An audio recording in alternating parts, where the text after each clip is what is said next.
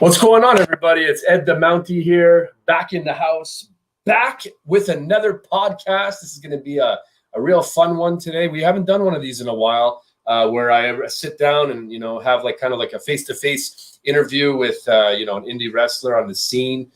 We have a real cool special guest today. His name is Ryan Donavon, and he is out of Alexandria, Ontario. So Ryan, how's it going, my man? Thanks for joining us today. Thanks for having me, man. I'm doing really good. How about yourself? Doing fantastic, my man. Doing fantastic. Awesome. For anybody that's kind of hopped in and logged in right now, pretty much it's very simple. You guys can go ahead and put any question you guys want, more or less, that we'll hopefully be able to get to today. we got a lot of things to cover, of course. Send them in. And we're gonna have a good time and just kind of get to know Ryan here and his journey for professional wrestling and being in the independent scene. Ryan, tell us quickly a little bit about who you are. How long have you been in the game? I've actually been wrestling now for 5 years now. So I started 2015, and I started in Ottawa, Ontario. I started for Body Slammers Pro Wrestling School, and I was trained under Wayne Kreiderman, who was trained by Al Snow, and he basically took over the school in Lima, Ohio, brought it to Canada, and started training a bunch of guys. And I'm one of those students. I learned my basics there and everything. It was really good training, really good basics, and really, really good time. That's awesome. So let me ask you this. I mean, I normally ask guys that I speak with, and I've had obviously a couple of guys on the show that we get to know them and we understand a little bit of the roots behind their love and passion and desire and energy towards pro wrestling. So tell me, how did you get into this? Was wrestling something that you really loved at a young age? How did it come about?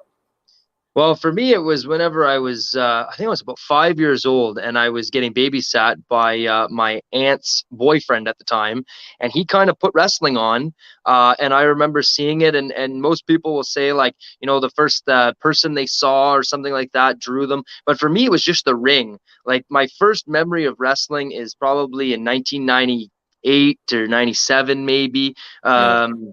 Actually, yeah, I would say about then, because I was about five or six. And anyway, I just saw the ring and I saw the red ropes and everything. And the first people I saw was the Brood. And I think one of the first things I remember was the bloodbath, when the Brood used to give people a bloodbath and stuff. And right. I don't know, I was drawn to it from the moment I saw it. And once I saw Jeff Hardy, that was it. He'd been my idol pretty much my whole life. I just idolized him and wanted to be like him. Well, it's interesting you say that, because the Brood had one of the most not underrated, but I find not enough people talk about that specific entrance with Gangrel coming out the cup and he was drinking, he had the fangs and everything, and then you had Edge and Christian on the side. That was a sick group. They had so much to add into that. It was a little bit of a different spin in that Attitude Era. Which was really cool, because they were kind of getting away from that sort of goofy and stuff like that, gimmicks and cartoony gimmicks, but yet those guys were able to pull it off. So I thought that was really awesome. I remember too, being a kid, I was honestly scared of the heels a lot. You know what I mean? I was scared of the Undertaker. I was scared of Gangrel. I was scared of Kane. I was scared of Mankind before he had that cool little guitar riff entrance. He had that maniacal, he had an entrance when he came in and an entrance when he left. Or an exit. And you're talking about the Boiler Room, man. Yeah, that kind of Boiler Room brawl with Undertaker. The Undertaker, and I just remember I don't know, it was something where I was afraid, but I wanted to see more. You know what I mean? I was kind of like this, and I would peek through my eyes, kind of thing, and I just couldn't get enough of it. Yeah, professional wrestling has always been that kind of guilty pleasure for me too, growing up and watching it and stuff like that. So it's nice to. One thing about it is I feel like we're all a massive community and we're all able to connect and understand each other. And one common love, one common interest. One common love, one common interest, and and a plethora of opinions, because one guy can say something and 100% believe that that's the way to go. And then another guy can say, well, actually, I can see it from this perspective, right? Yeah. And I feel like of ice cream. Totally. And it's funny that you said Jeff Hardy, because I'll be the first to tell you I was never over the top in love with the guy. I totally always respected him for what he did. The one time that I remember really respecting him and liking him, I guess you could say, was really that TLC match, that triple threat TLC match at WrestleMania, between Edge and Christian, Hardy Boys and Dudleys. I mean, that was like one of the best tag team matches I've ever seen in my lifetime. So like, what was it about Jeff that inspired you?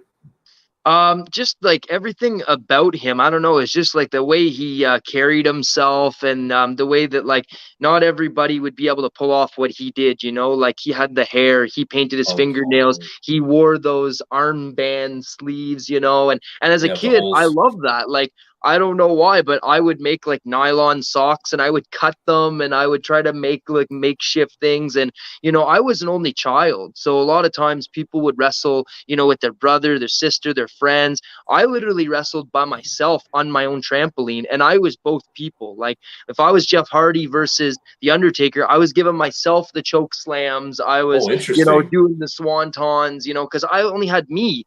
And it's funny, like when you're an only child, you learn like different ways to entertain yourself without having anybody else, Look,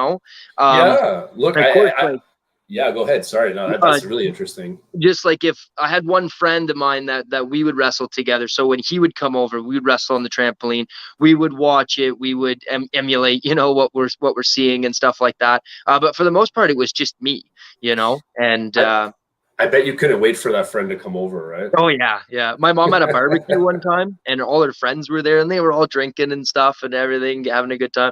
And we got to put on this, like, wrestling show, and my mom was just like, she was like, don't bother them and this and that, and I'm just like, oh, mom was having fun.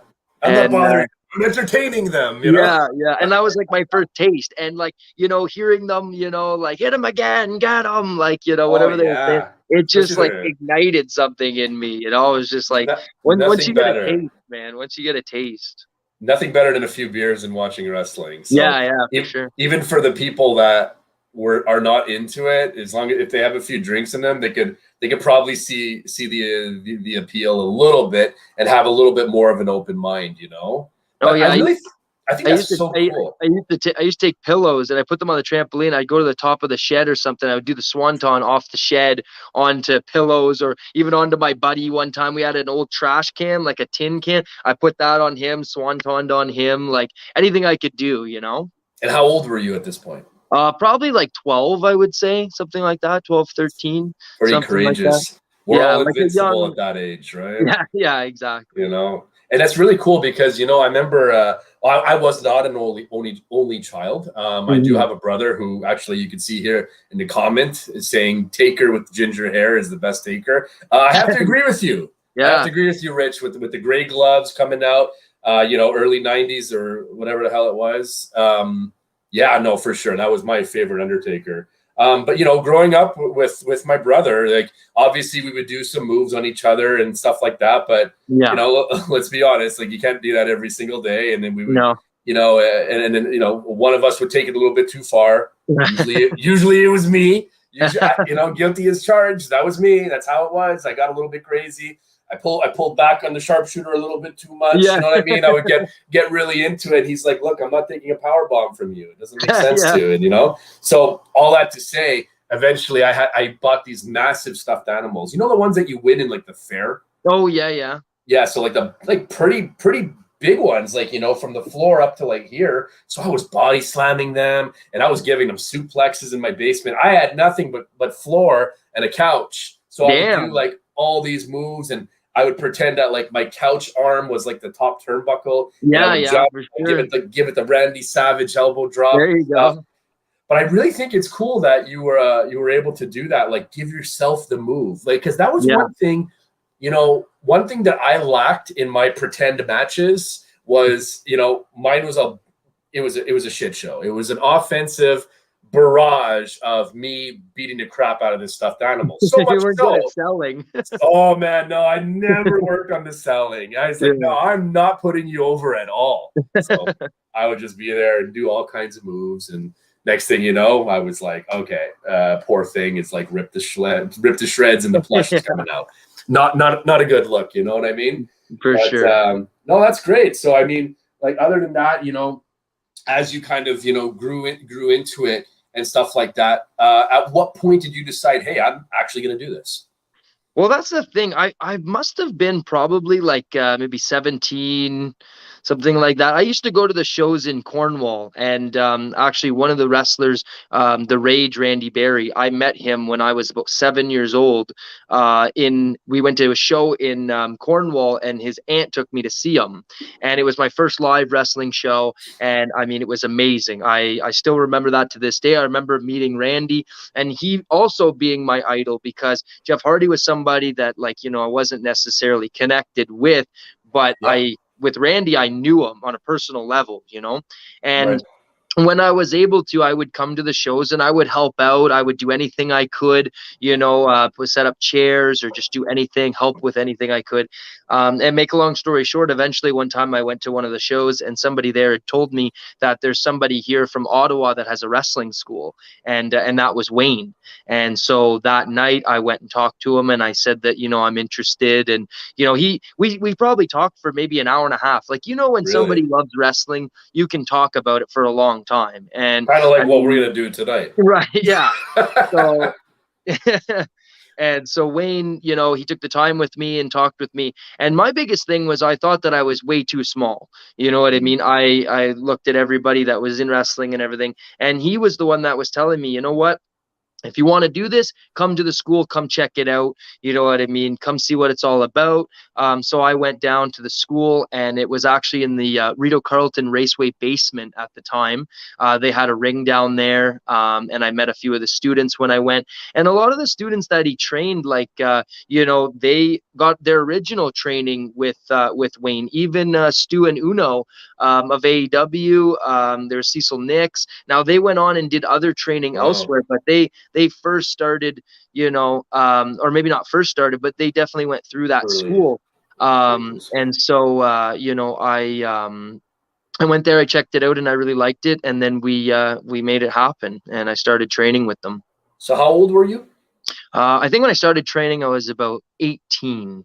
That's not bad. 18 and 19. And how you said you were concerned with your size. Like, do you remember how big you were, how tall you were? Like, do you remember? I was like, I'm probably about like 5'7", maybe. Like, I'm pretty much the same height, maybe a little taller. I might have grown like half an inch or something. But I definitely have bulked up as much as I could, and I'm still in the process of.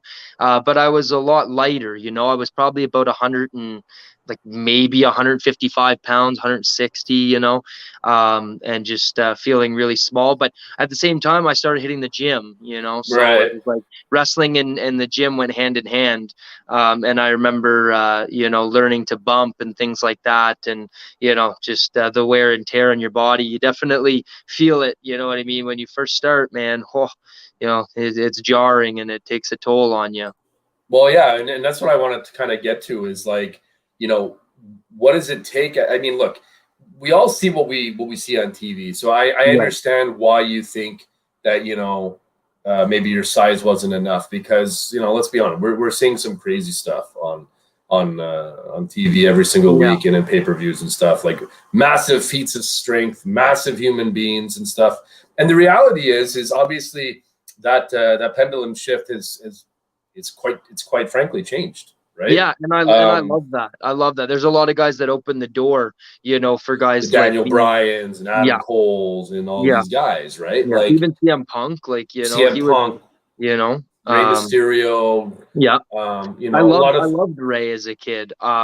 You know, I just his stuff that he was doing was well, at the time was out of my reach, because I wasn't able to do sort of same things that he was doing. But, you know, you can learn them and then you can apply them to your move set and things like that, you know. But yeah, Rey Mysterio was amazing. Yeah, no, and like, you know, talk about a little bit about what kind of goes into this? So that now, you mentioned the fact that you bulked up a little bit, and stuff like that. Like what are you weighing in right now? So right now I'm 180. And okay. So, kayfabe or shoot? No, real. Perfect. Because sometimes they play a little bit high, right? If I was kayfabe, I'd be like 195. do they say that? Yeah. There's been definitely been times where usually I'll be about like 190. But the goal for me is to gain another 10 pounds, so I would be 190 and then just cut back a little bit, so I can still have the physique, but I just won't have the weight, because it's harder to move when you're bigger. So I still want to be able to move around and stuff like that. Yeah. You want to be agile, you want to be flexible and stuff like Absolutely. that. And going back to what I was saying before with the being in shape and being strong enough, really what it comes down to is, it's a dance out there, right? It's a 2-person tango, and really what it comes down to is, they have to sort of make you look good too. They have to help you with some of those feats of strengths, picking up dead weight. What the hell is that going to do for the show? Nothing. Right. Well, it's funny, like when I went there, like I didn't really know about posting and all that sort of stuff, you know what I mean? So when I actually learned the ins and out and stuff like that, I was kind of like, oh wow, okay, I'm starting to understand it and everything. And then because I was a smaller guy, I was able to post really well for people. I mean, I remember I loved taking vertical suplexes where I put my feet like straight in the air, you know what I mean? And I could hold myself there for a while. You could even have some guys that would be able to take their one hand away and then they look really strong, and then duplex you, like things like that. Like the bigger guys, they liked working with me because I would do those types of things for them and try to make them look as good as I could. Yeah, for the people that don't understand, why don't you explain to them what you just meant by posting? Like, explain that. Just like whenever whenever you're doing things, there's ways to make your body lighter. There's places to put your hand so that without giving too much away. Because obviously there still is a little bit of kayfabe, but just there's ways to do things. There's ways to make your body lighter. A lot of it too is like if you ever watch Cirque du Soleil and stuff like that. I mean, those people that will, they'll take a person and they'll lift them up on their hands and stuff like that, and just different things that you do in the circus is, it can apply a lot to professional wrestling. You know what I mean? You have to make yourself. You have to help your opponent. There's no way to get around it. No, absolutely. So let's talk about a little bit of your moveset. You mentioned Jeff Hardy. You mentioned how he was a big inspiration. Was there anybody else that kind of? I think we talked a little bit before the podcast started. I think you mentioned Chris Benoit. I believe you said maybe Eddie Guerrero. I could be wrong. Yeah, Kurt Angle was the other one. So explain to I guess the people that don't know who you are. Explain a little bit of your moveset. And who inspired you to go that route? Yeah, I mean, like when I started watching wrestling, like I find you kind of have to do what works for you. And when I started wrestling, like I said, I loved Jeff Hardy, I loved Rob Van Dam, I loved like people like that, and I started to make my style, towards that. And I started to implement things of that nature, like the Swanton and stuff like that.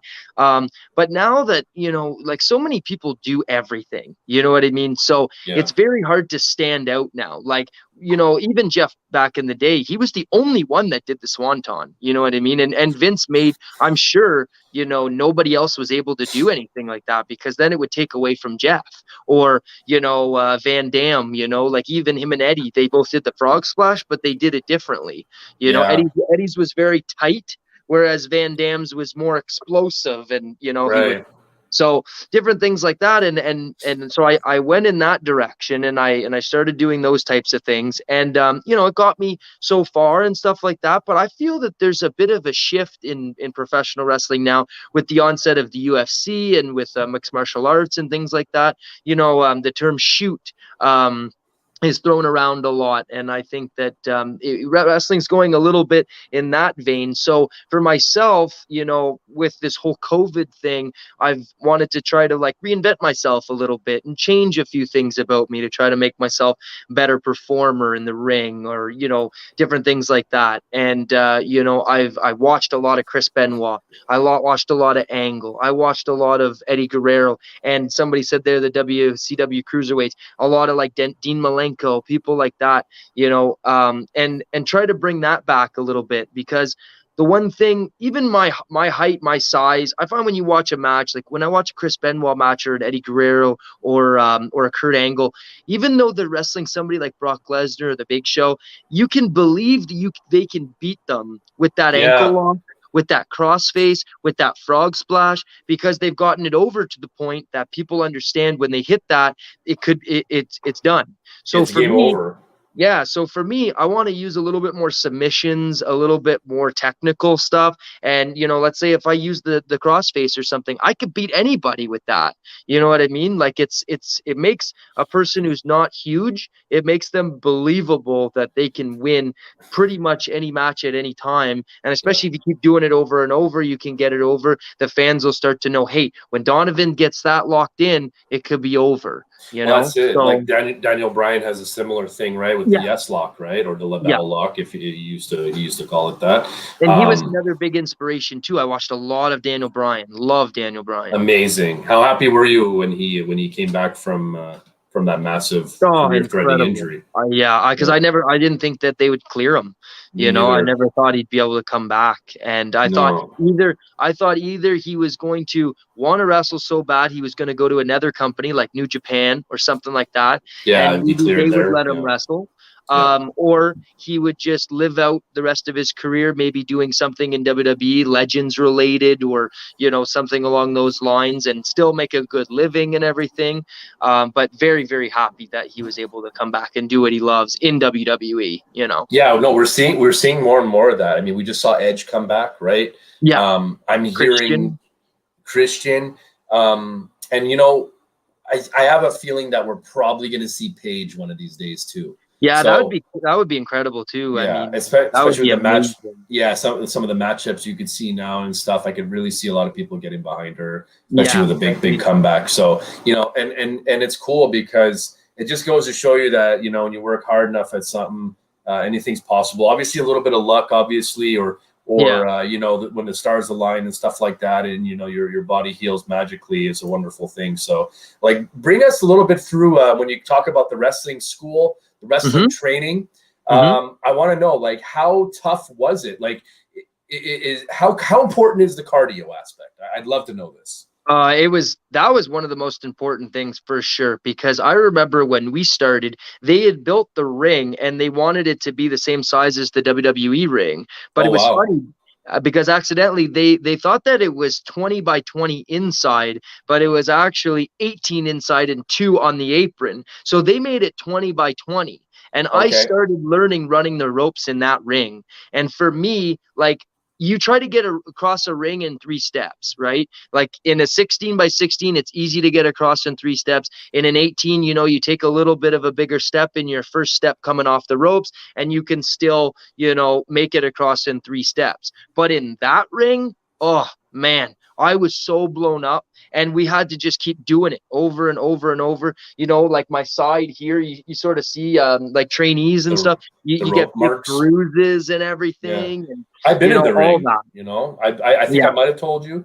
I might have shared it with you maybe back in the day. I'm trying to remember, but I have been in the ring. I got wrestling training for one day on my bachelor party, so I know exactly what you're talking about, the 3 steps and everything. Yeah.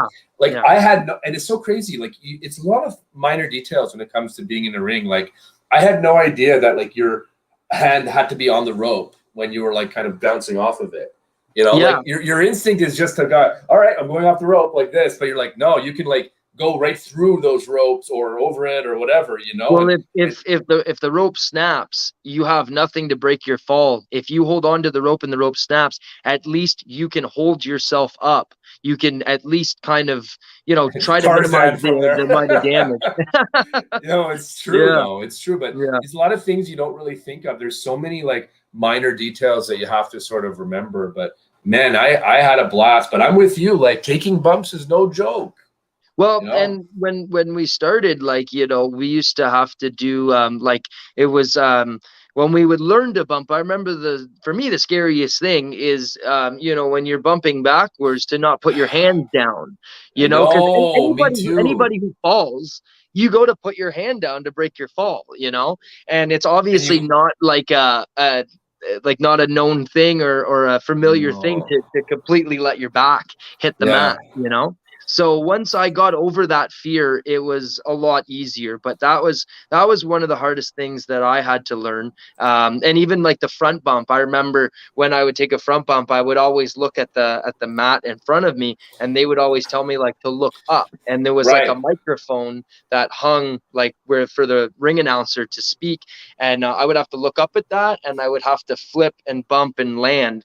And excuse me, once I was able to get over that fear again of looking up, you know, everything got a lot better, a lot easier, you know, and then you're able to take those nice big hip tosses and stuff, and you can post and look up, and you'll get really far and really high, and it'll make everybody and everything look much better, you know? Really? See, I didn't know that part of it. Like, I remember having a little bit of a hard time getting up from the turnbuckle. Is a lot harder than what people think. It's not just standing up. It's not like standing up on a floor. No, like you're balancing yourself on two ropes suspended from, or, you know, coming out of the turnbuckle. It's you're really like, whoa, hang on. It kind of feels like you're on a Bosu ball or something like that. You're like, okay, you know? Yeah. So I remember that being a challenge. And like you said, that core instinct to like break your fall, or sort of like have your lower back hit it first and then your upper back, you know, like it's not like a natural feeling for your upper back to bang, and then you kind of go, you know, and then like the other thing that I was doing is I kept hitting my hand on the mat like this, instead of like that. I kept doing this. I don't know why, but I kept doing that. And the next day, let me tell you, all of this was so sore. My neck, because I kept, you know, they tell you tuck your chin, right? Absolutely, yeah. Tuck your chin, and my neck was so, not in a bad way, but just like it was like I slept funny or something, but like really slept funny. You know what I mean? Like yeah. It's like a pain slash like a stiffness feeling. You know what I mean? Yeah. Like you're stiff. Your neck's stiff. No, for sure. So I mean, you know, so that's crazy. So what about, like, bring us through a little bit of like your workout routine? Like, how do you keep in shape? And let me ask you, when it comes to like the indie shows that you do they ever like give you feedback on like, hey, you know, you're looking a little chubby, Ryan? What's going on? You eating a lot of Irish potato stews, or what's going on there? Hey, man, the Irish, man, we got to eat our potatoes. You know, they're good for you too. Exactly. So how does it work for you? Like, are you able to, you know, like, do you have to cut? Do they tell you to bulk? Like, do they have any say in this? Obviously, you're an independent worker, so. Not really. I mean, you know, a promoter might tell you that if he really wants to do something with you, and, you know, he wants you to look a certain way or something. I haven't really been told that by promoters. It's more like if you have a friend that's a wrestler in the business or something like that, somebody, and they want to help you, you know, they might tell you like, hey, you know, put on a few pounds, or, you know, you might want to cut back a little bit, or things like that, because they know, you know, what it takes, or something like that. And like for promoters, it's usually like how you look to a promoter, I think, shows them how like dedicated you are, and how much you want it. You know, all those types of things. So they already look at the guys that already are in really good shape, or look a certain way or whatever, and they say like, hey, I want to use that guy because, you know, I know he's dedicated. I know, you know, he works hard, and things like that. But and as for my workouts, I mean, I kind of do like a power building, is what I call it. So I'll still do a lot of my big lifts, my squat, bench, and deadlift, and then I'll do and low reps, high weight and stuff in those. I use the 5x5 a lot to gain strength. So I would do 5 sets, 5 reps, things like that. And then also I'll do a lot of accessory work to just accentuate those. They call them like the show muscles. So like I'll do a lot of traps. I'll do a lot of, wide shoulder delts to get that pop, just work that way. And I'll do some cardio, but honestly, for me, when I was wrestling before COVID, I was wrestling like every weekend, and I would honestly just get my cardio from being in the ring. I'm lucky that way. I would do a little bit of cardio, but nothing crazy. And I would also train at the IWS dojo as well when I can, and I would come in there on a weekend or something like that and try to get some ring time, just to kind of keep myself fresh and stuff like that.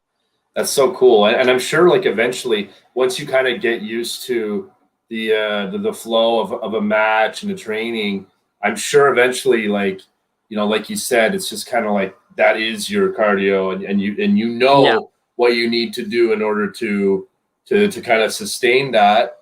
And you also kind of understand, like, okay, look, this is like, it's slightly different than what we've done so far, but you kind of get it, like, all right, I know that I'm not going to blow up in a match. Right. And I would like to think that maybe if you did, then maybe you would incorporate a little bit more cardio during the week or something like that. Like maybe like what's the threshold on what you can and can't handle or something like that when it comes to, an actual match. How long was the longest match you've ever done? I think at 25 minutes. It was pretty long. Yeah, it was. I wrestled Ryan Rogan for a company, and I was actually the champion of La Lutte C'est Vrai, and he was the challenger. We had our match, and then we did our whole match. I ended up beating him, and then Cecil Nix came down and actually stole my title from me. I didn't realize it, and he came in the ring and he challenged me to a match right there and then. And you know what I said? Like, I was so adrenaline and everything. I said, like, I went through Rogan and now I'm going to go through you. And I thought I'd be able to do it. And unfortunately, I lost. And in total, we went about 25 minutes in the whole span of things. And, 25 minutes in the ring is, it's definitely hard to do.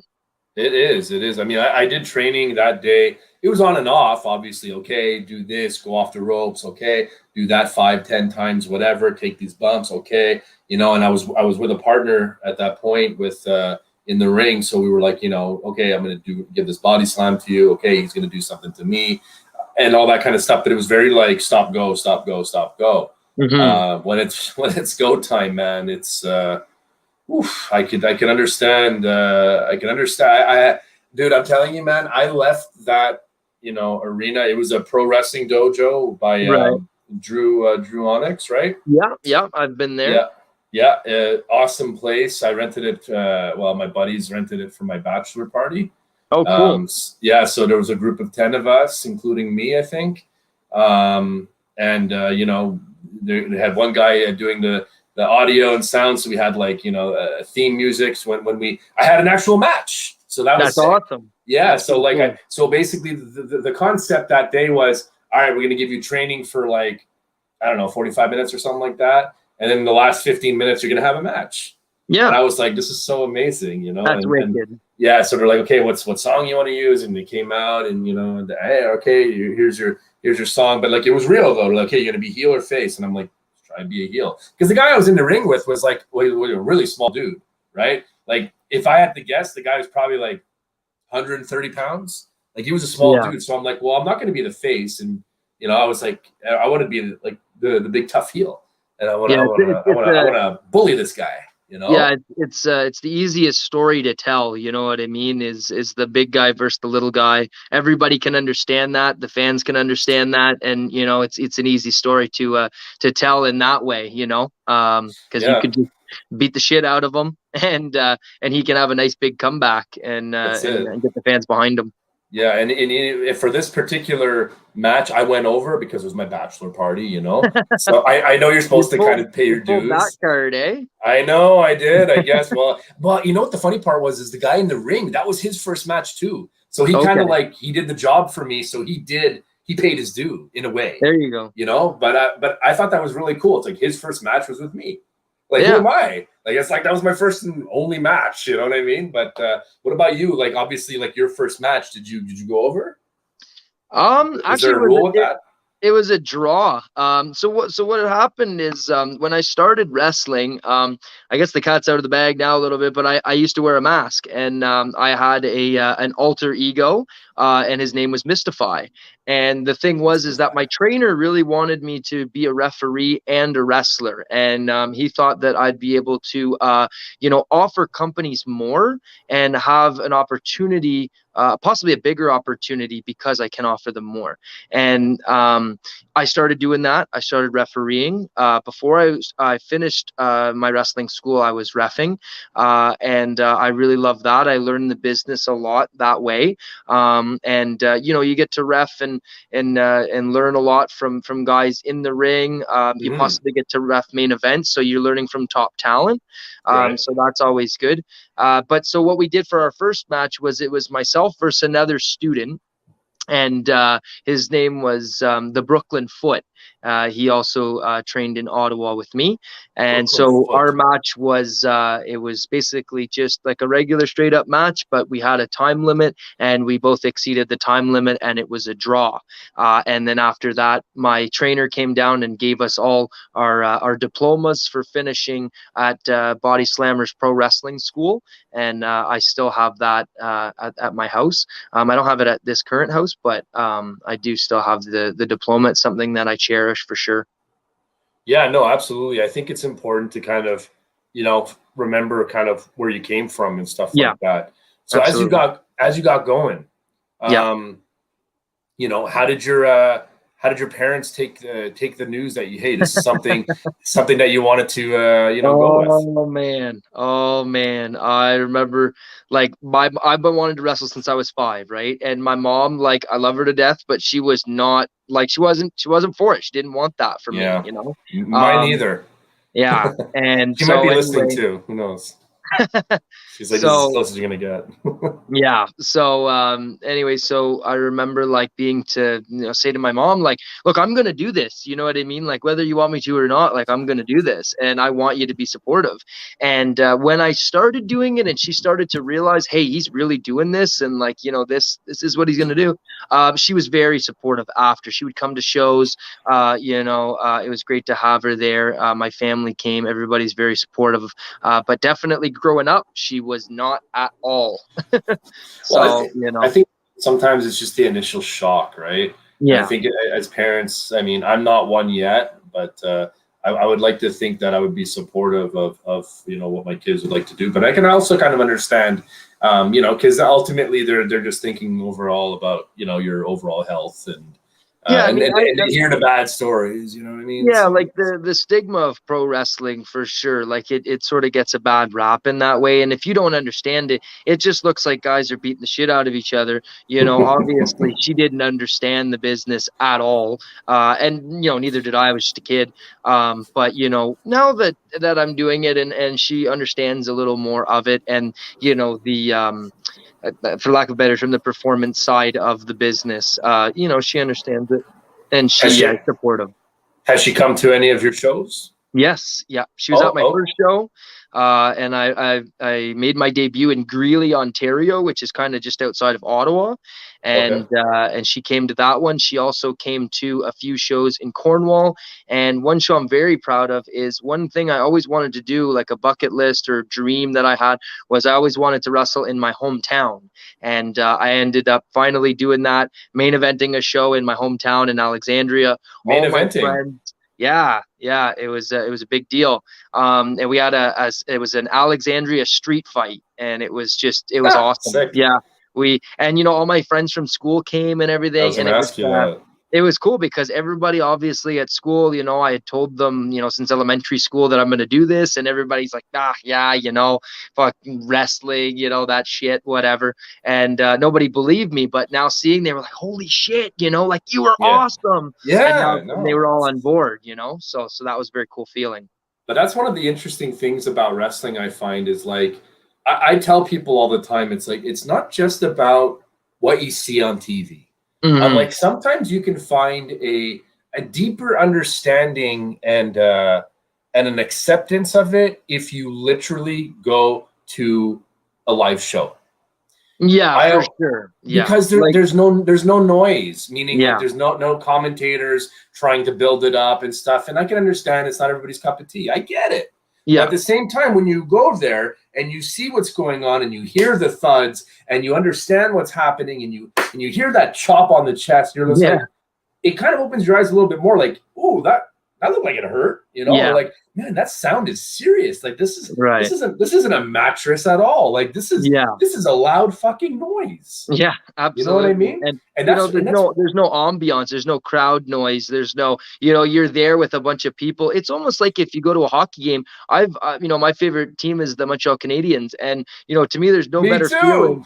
Yeah, there you go, brother. Props to that. Go Habs, go, man. Go on, Boom. go, Let's brother. do it. Arizona. Um, so you know, and when you go to the Bell Center, man, there is no better feeling than singing Olay with all those fans and the you know, the Habs scoring a goal and the whole place just erupts. Like there's nothing like that. You know, Oh, but wrestling is similar. You know what I mean? Like, you know, you hear those pops. Like, you know, I went to WrestleMania 32 in Dallas, oh, you and did? yeah. Nice. Yeah, and that was really fun. And the biggest, you know, pop that I've ever been a part of was when the glass broke when Austin came out. And holy shit, like being a kid and hearing that for all those years and then being able to be a part of it was just incredible. You know, that place was so loud, and Absolutely. it was awesome. Yeah, because that's one of the things. I remember going to my first Habs game, you know, going back to that arena feel and just being Yeah, there live and yeah, understanding it. And I remember the funniest thing was the first hockey game that I went to. Now, keep in mind, I'd watched so many, like thousands of hockey games on TV, all right? right. And, you know, you hear the Yeah, announcers and stuff like that. Anyway, so you're there and it's a whole big spectacle and whatever, and player intros and this and that and all this other shit. But then when the puck drops, it's like quiet. You're like, well, wait a second, something's missing. right. Something's Yeah, missing. And there's no announcer telling you what the fuck is going on. So you have to like right. kind of like examine and understand and do your own sort of commentary in your head. Oh, okay, you know, all right, Kakanyemi has the puck out and he's giving it to Donavon, whatever, blah, blah, blah, you know?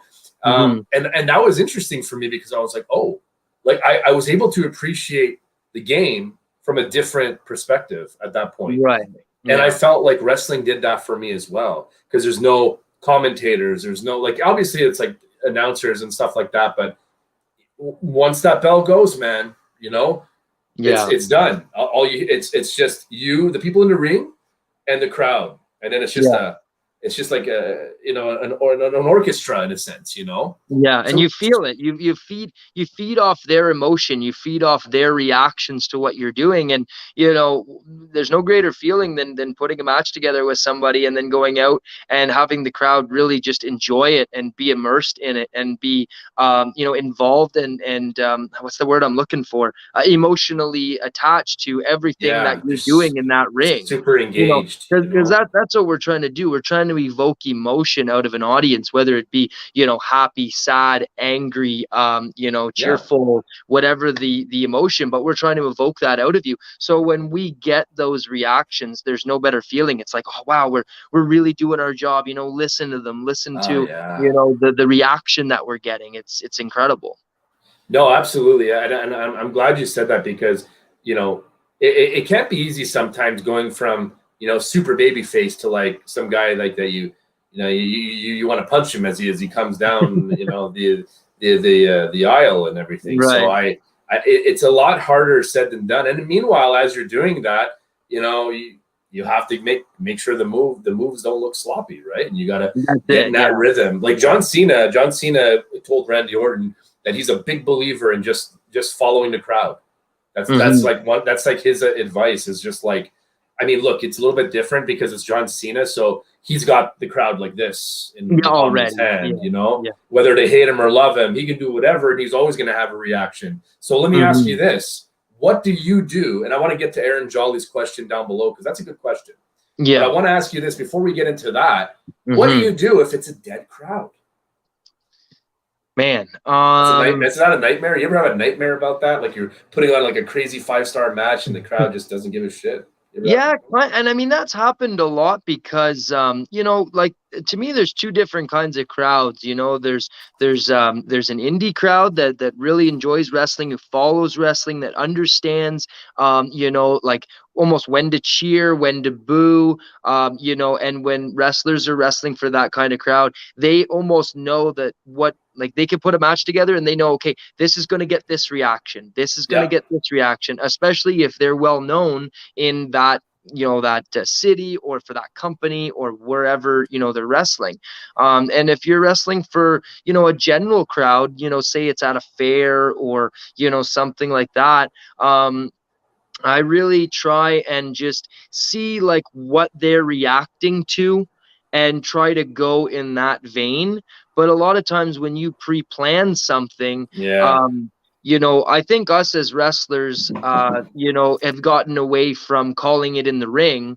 And when you do that, when you call it in the ring, you can switch it up. If, you know, let's say I'm the baby face and he's the heel and, you know, like he's putting heat on me, let's say, and when we know that the crowd is right there and they start chanting for you, you know that, okay, I got to give them something, because you want to make that crowd feel like when they chant, you do something. And you gotta give them some, like what they cheer gets a reaction from you, so they keep doing it. If they cheer, if they say Donavon, and I don't do anything because it's not planned yet, like that takes them out of it, because then they're like, well, you know, shit, we're cheering for him, he's not doing anything. And then now, you know, when they're not cheering but it's the time, they're not with you as much, you know what I mean? They're not in as much, right? You know, and it's just one of those things that you hope that the crowd is enjoying it. You hope that, you know, what you're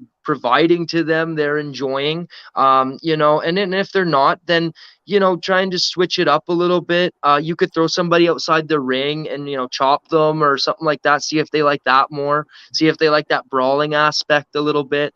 And it all depends on your experience level as well. If you're two new guys and you've been wrestling for like maybe a year or something, or 2 years, maybe, you know, maybe you don't have that experience to be like, okay, we got to switch it up because they're not into the match, or they're not invested, or whatever. I think it's sometimes instinct too. Like I remember, and I'm not comparing myself to you in any way, shape, or form, but speaking from my own experience, my own one match, you know, like we had a more or less of a script and, you know, a sequence of events in order to have the beginning to end. It was a very cookie cutter, easygoing match. You know, I think it was like 6 minutes or something like that. You know, I'll send it to you. I'll send it to you after this. Right? Just cool. Just I'd like to for see fun. And hopefully we can get in the ring one time. That'd be awesome. Hey, I'd love that. Right? Yeah, that'd be amazing. And we'll film it. We'll put it on MOUNTIE'S Corner. People will love it.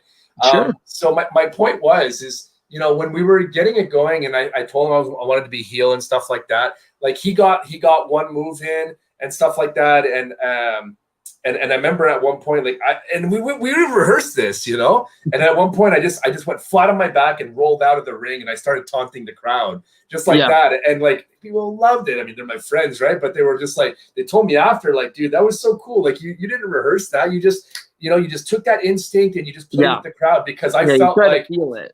Yeah, because I felt like, okay, nothing was really happening. It was a little bit quiet. So I'm like, okay, let's get them into this a little bit. You know? So boom, come out, go outside of the ring and like, you know, flip them off or whatever and be like, what are you going to do about it? Hey, hey, when I'm done with this guy in the ring, I'm going to come after you next. Okay. Well, you know what I mean? That's one of the biggest things is that, like, when you're wrestling, especially really for any crowd, but definitely a more general crowd, like by you like bringing them in like that, then they feel like they're more a part of the match, because maybe they're not necessarily understanding everything that's going on in the ring.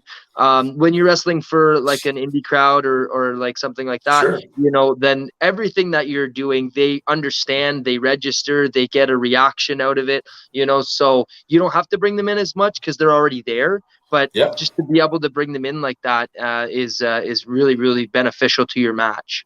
Totally.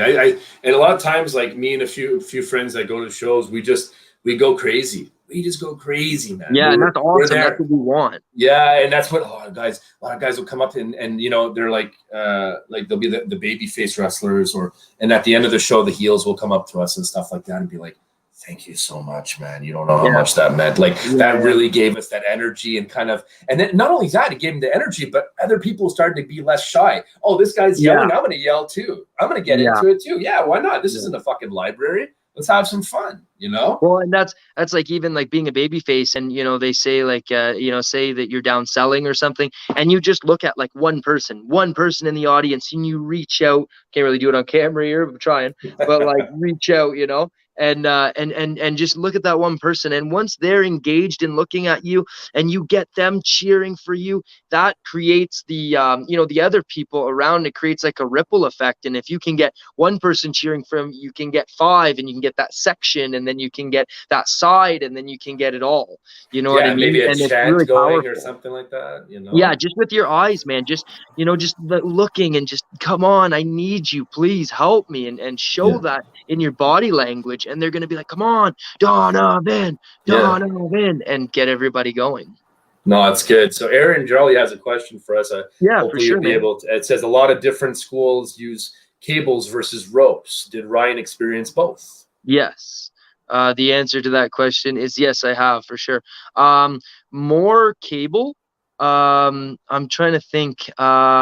There's been one, maybe like 1 or 2 times where I had actual rope, like in, you know, like WWE or something like that. And it was actually at IWS. They used rope for one of their rings they had. And I find that like rope can be nice because it can give you that like that nice spring off the ropes. It can almost, like, as you spring off it, it can kind of give you a little bit more. Whereas like sometimes cables, if they're real tight, like they don't give you too much. You know what I mean? Like they're definitely you know, they're hard, and when you're doing something on or with them or whatever, the ropes kind of work like, you know, what you give a rope is what it's going to give back to you. You know what I mean? So if you remember Austin or Taker, I remember watching them hit the ropes, and they would hit them. You know what I mean? They would just balls to the wall. They were like 320. Undertaker was like 320. But the rope would bounce them back. You know what I mean? And you want to use the ropes to help you. You know. And I don't know if I have a preference really. But most of the time it's cable. But I have used a few ropes for sure. Nice. What's the furthest you ever traveled to a show? I would say that's probably, I guess 24 hours almost. Jesus. Yeah, because I guess like it was to Halifax. So to Halifax from here is. You drove there?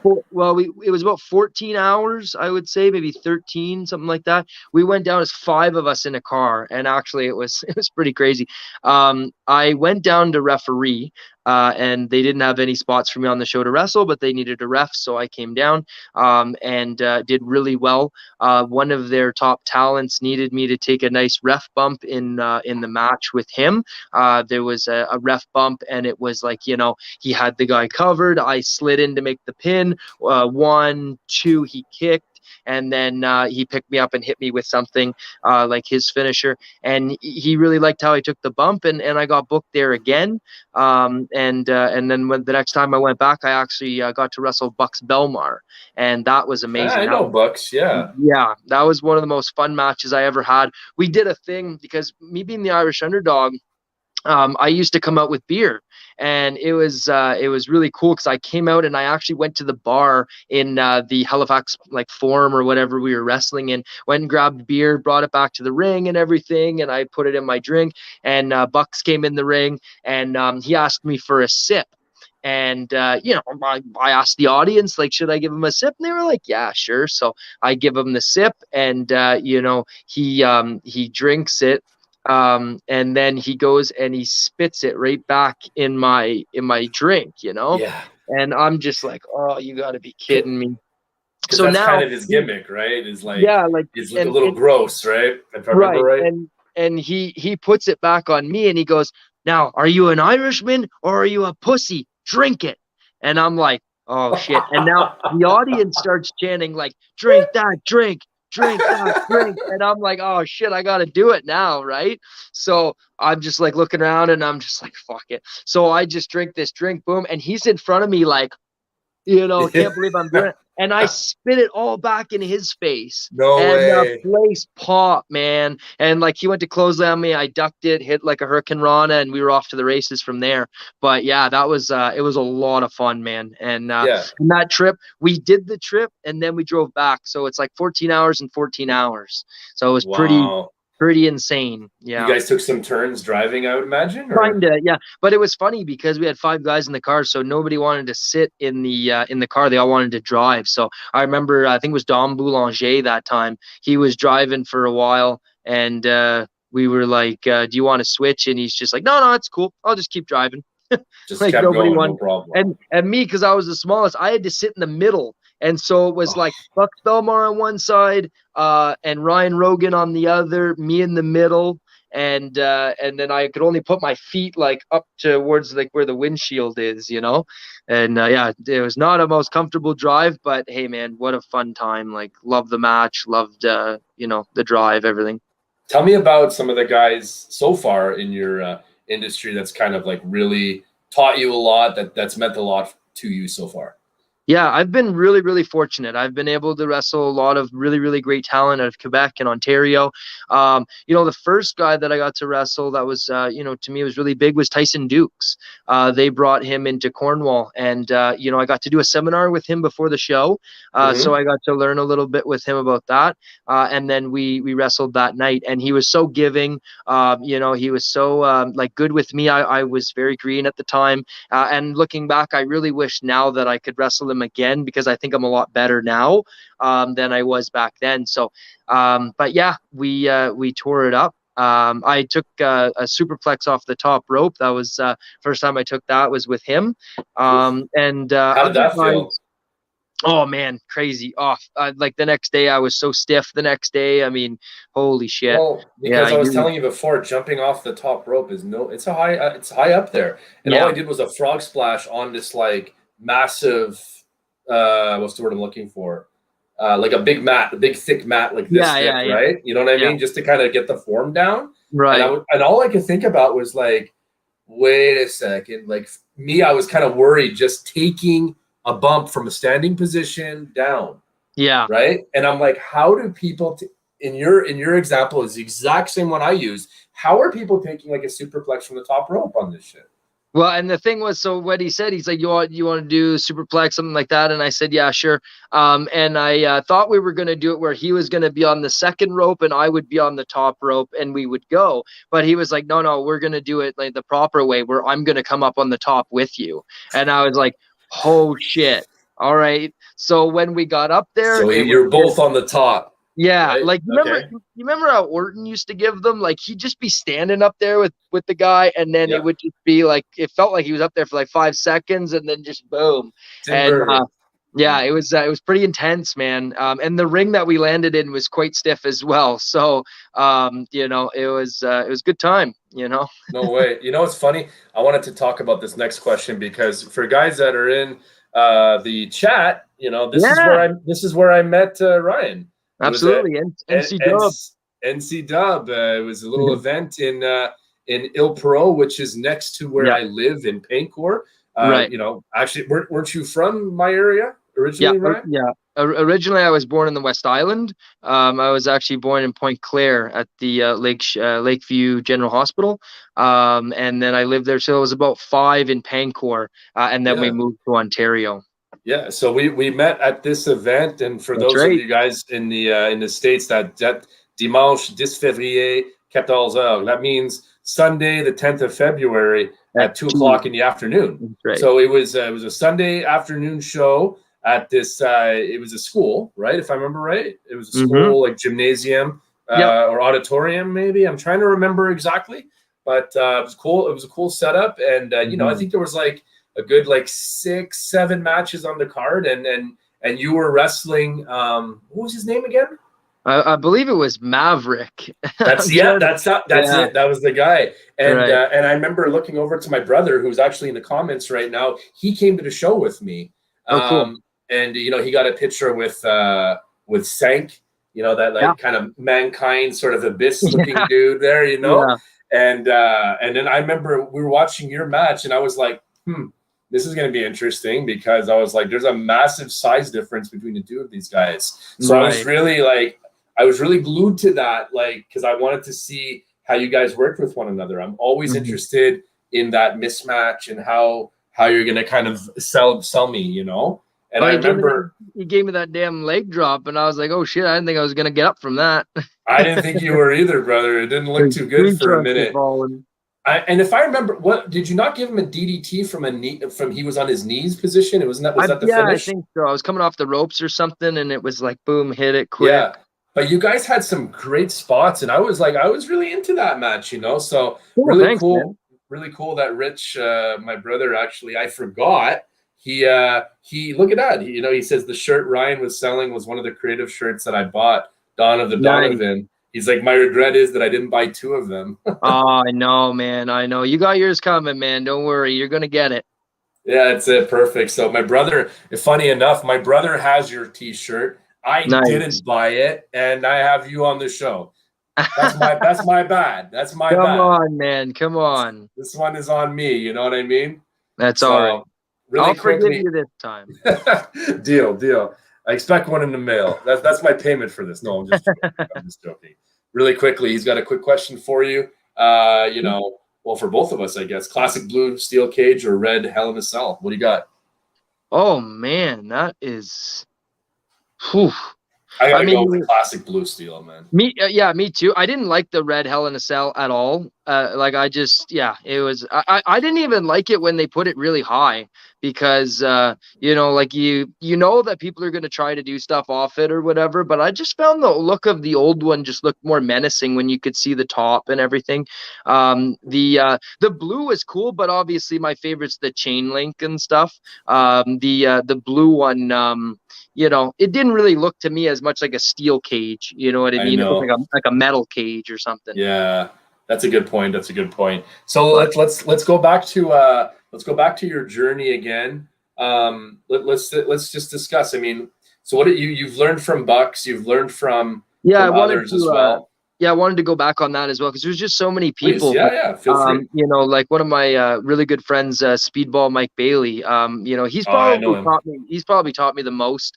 I love working with him, and I got to wrestle him. We wrestled once for the IWS, and I hope that we get to do it again. We wrestled once in a Money in the Bank ladder match at another company. There was actually one of my worst injuries actually came from that match. Being young and dumb, I guess, wanting to do something to steal the show, per se. I wanted to climb to the top of the ladder and do a swanton off the ladder onto another guy laying on the ladder. And I had, I had this spot, and I wanted to do it. And unfortunately, during the match, one of the ladders had broke. So where the ladder closes, the little thing in there completely broke. So in the heat of the moment, I just wanted to go for it. And actually, a few people told me not to, and I did it anyway. One of them being Speedball. So I asked the referee to hold the ladder, and I was thinking, trying to do this in the camera again, but I was thinking that he's going to hold it like this, so that, if I brace, he braces the ladder, but he just held like the back end of it. So when I went up to the top, I'm thinking he's holding it, and then I go for the swanton, and as soon as I left my feet, the ladder came up from under me, and I landed on my head and shoulder from like 10 feet up, and severely separated my shoulder. And I still have a bump to this day. It'll always be there. That changed what we were talking about earlier about how my style and all that changed me a little bit, because before that I was a little more reckless. And after that I was thinking like, wow, this could all end like this. What I mean? Like this, you know what I mean? So it tapered me down a little bit, and it did. It scared the shit out of me, because, I probably could have broken my neck for sure. Easy. Yeah, so I mean, after that happened, like I think you mentioned too, you got a concussion, right? A slight concussion on that as well. So Jesus. another time I had a pretty serious concussion. I just took a German suplex wrong, and I landed high on the top of my head, and I had pretty severe vertigo for a few months, and it was scary because I thought that was going to be my reality. I wrestled, and we actually, a friend of mine, Ryan Rogan, we went to New Jersey and we were wrestling for CZW, and we wrestled for a few other companies while we were there. And I went to duck a clothesline and I didn't fully duck it, and he hit the top of my head, and it spun me out of like I didn't even know where I was. I could Right. barely get up, and I wrestled 3 more shows on that tour that we were on. I remember laying in the hotel bed, like laying one way, laying the other way, and completely like my whole thing was out of whack. And I actually went online and looked up how to cure it, and I sort of cured it myself in a way, because I just looked up like how to, because it's all about your ear crystals, right? Like there's little ear crystals, and that's what keeps your balance. And when Right. those get dislodged, then your balance is all contorted and everything. So I kind of fixed it a little bit on my own, and luckily I don't have any lingering effects or anything. But obviously, like safety first and things like that. So I've had a couple of things. How did you fix it yourself? I just looked up how to do it, and they said like lay on the one side that is the like kind of vertigo side, and Okay. and let that all kind of transpire, whatever it's going to do, and then lay on the other side and kind of let that kind of, you're trying to like get them to fit back where they're supposed to go. And I guess I just got lucky. I did it a few times, and it helped me. So scary. It's pretty scary. But getting back just to a lot of guys that helped me, a Speedball, Uno and Stu as well, wrestled a lot. Evil with Uno, he's in AEW. Yeah, and just what a great guy. Just really helped me a lot. A lot of those guys would always just try to do what they could, try to help me, and I really appreciate everything that everybody that helped me tried to do, and hopefully will continue to do, and just really appreciate everything and everyone. Yeah, even Speedball, like I was really impressed with him. It's funny, like I was like, because at one point he was a face, and then I think he turned heel the next time I was at the show. And and I would the whole match I would call him Zac Efron. That was it. Like I would just be like, "Come on, yeah, exactly." I'm like, "Let's go, Zac Efron," and he was like, he was like feeding off of it though. You know what I mean? I was like, "Come here, you're gonna show me your Baywatch workout." You know what I mean? I was just like, I was really giving it to him, but he was kind of eating it up. But I was really impressed with that guy in the ring, man. Well, he does. He should make it. Like he should make it too. Yeah, like I think he had some unfortunate things that happened to him, but he's he's gonna get. He'll be better soon and everything. But I think that whenever he can, I think he will be signed somewhere. There's no more deserving guy right now. I think that he is the best talent in Canadian professional wrestling and indie wrestling. He's definitely in the conversation, man. Well, and with what happened to him and everything, and then him just working harder and going to all these different places, Japan and Europe and Mexico, and doing all that sort of stuff, and just really trying to be worldwide to help his name and everything, and I think that really did wonders for him. Well, I wanted to ask you about that. Like, you've gone to like Mexico? I think you've gone to USA. You mentioned Nova Scotia. So just talk a little bit about that. Like how did that come about? And what changed? Yeah, there was some guys that came down from Mexico, and they wrestled for a company up there, and they came down to work for a company in Montreal, and a few of my friends had met them, and they went and actually wrestled in Mexico, and I did a show. It's called Mucha Lucha. It's like it's a big Mexican festival that takes place once a year in Quebec. I'm not, maybe Saint Jerome, somewhere around there. But anyway, it's a big Mexican. I've never even heard of it. Yeah, it's really cool. And so anyway, they had me wrestle under a mask. I wrestled as Mystify, and then I met all those Mexican luchadors, and we just hit it off really well. They were super nice guys, and they invited me to come and wrestle in Mexico if I ever wanted to come. And the timing was right. Everything worked out, and I ended up going down there for 3 weeks and wrestling for a few different companies down there, and learning lucha, and just experiencing the culture and all that stuff was just a really once in a lifetime opportunity, and I hope that I will have more in the future for sure. But just like such a different culture obviously than here, and as far as wrestling, I mean, learning lucha is just a whole different thing than learning American wrestling and stuff. So that was a lot of fun to be able to learn something new and to apply that, and we just had a great time while we were there, partied and just enjoyed it, and it was a lot of fun. So going back to the safety and stuff like that, like I don't know how long you've been with your girlfriend, but like, what does she think about you as a wrestler? Is she worried? Is she concerned? Like, my wife told me, like, my mom and my wife are both like, I don't want you to get in the ring and this and that. And I'm like, oh well, anything can happen, But like, what about you? What's your story? Well, I wasn't with her whenever I started. We've been together now for about a year, and for the most part, she's very supportive. Whenever wrestling shows would come around here and stuff, we would go together. She liked doing that. She loved coming out to shows. It helped me too, because a lot of times I'd go by myself. A lot of times, if it was a show in Quebec and there was no other Ontario guys on it, I would drive myself. So her and I would go together. And she met a few of the wrestlers as well, and was kind of ingratiated a little bit into a few companies and stuff, and she really liked it, and obviously she worries about me and stuff like that, but I think she for the most part is supportive and wants me to be happy, and she knows that this does make me happy, so I'm sure that she wants the best for me and wants me to be happy. That's awesome, because I mean, I don't know her. I've obviously haven't met her. Maybe I will one day. I hope to. Yeah, absolutely, man.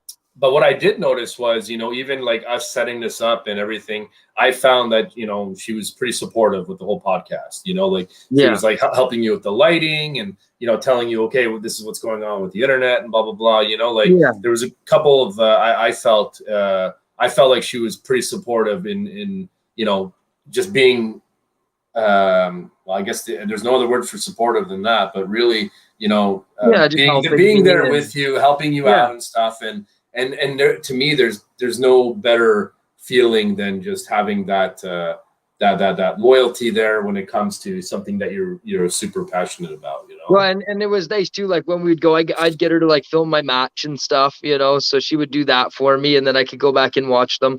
Like a lot of times indie wrestlers, one of the hardest things to do is to get your matches, unless you record them yourself, but that's obviously very hard to do unless you have like a camera and a tripod and all those types of things. But you could have like an amazing match somewhere and be like, I want to send this to people, or I want to send this to promoters, whatever, and you don't have it, and it's like shit, and then you could have a bunch of other matches that were a little and you got all those, and you're like, oh fuck, I want to have the good ones, you want to have the good ones for sure, right? Let's switch gears a little bit. What's the biggest name that you have met? Probably John Hennigan, John Morrison, Johnny Impact. He goes by all kinds of different names. That's a big one, man. Like I've met a lot of the Impact superstars and stuff like that, like Bobby Lashley. I did extra work for Impact when they would come to Ottawa and Toronto, and that was a lot of fun. But I actually, one of the promoters of one of the companies asked me to pick up Johnny from the airport, and I did. Brought him to the gym. We worked out together, which was awesome. Hey, yeah, I got to work out with him, and his workout's no joke, like holy shit. But that was a lot of fun. I was gonna say, because this guy's in great shape. Oh yeah, I remember one thing that he did that was nuts was like he laid on the bench and he bench pressed, but he'd have one leg like in the air. So like he's balancing on one leg and benching, whereas most people have just both feet on the floor.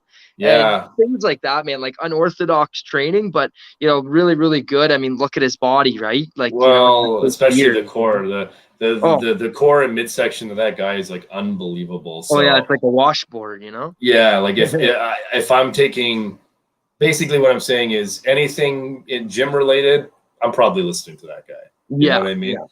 And actually, it's funny because, go ahead, sorry. Well, just saying what was really cool about the whole thing was that he, whenever we went, like I brought him to, it was for IWS, so he wrestled for IWS that night. And then I was asked by Scott D'Amore to bring him to Impact. And so I went and brought him to Impact. And for that week, we kind of hung out and, I brought him back and forth and stuff like that. And obviously, that was a big deal for me. I think he appreciated that. And I learned a lot from him. Talking to him in the car. I mean, we had about a 2-hour drive, every time, not every time, but, most times it was like an hour. So I got to really talk with him and really pick his brain and stuff, which was really cool. And something that I'll never really forget.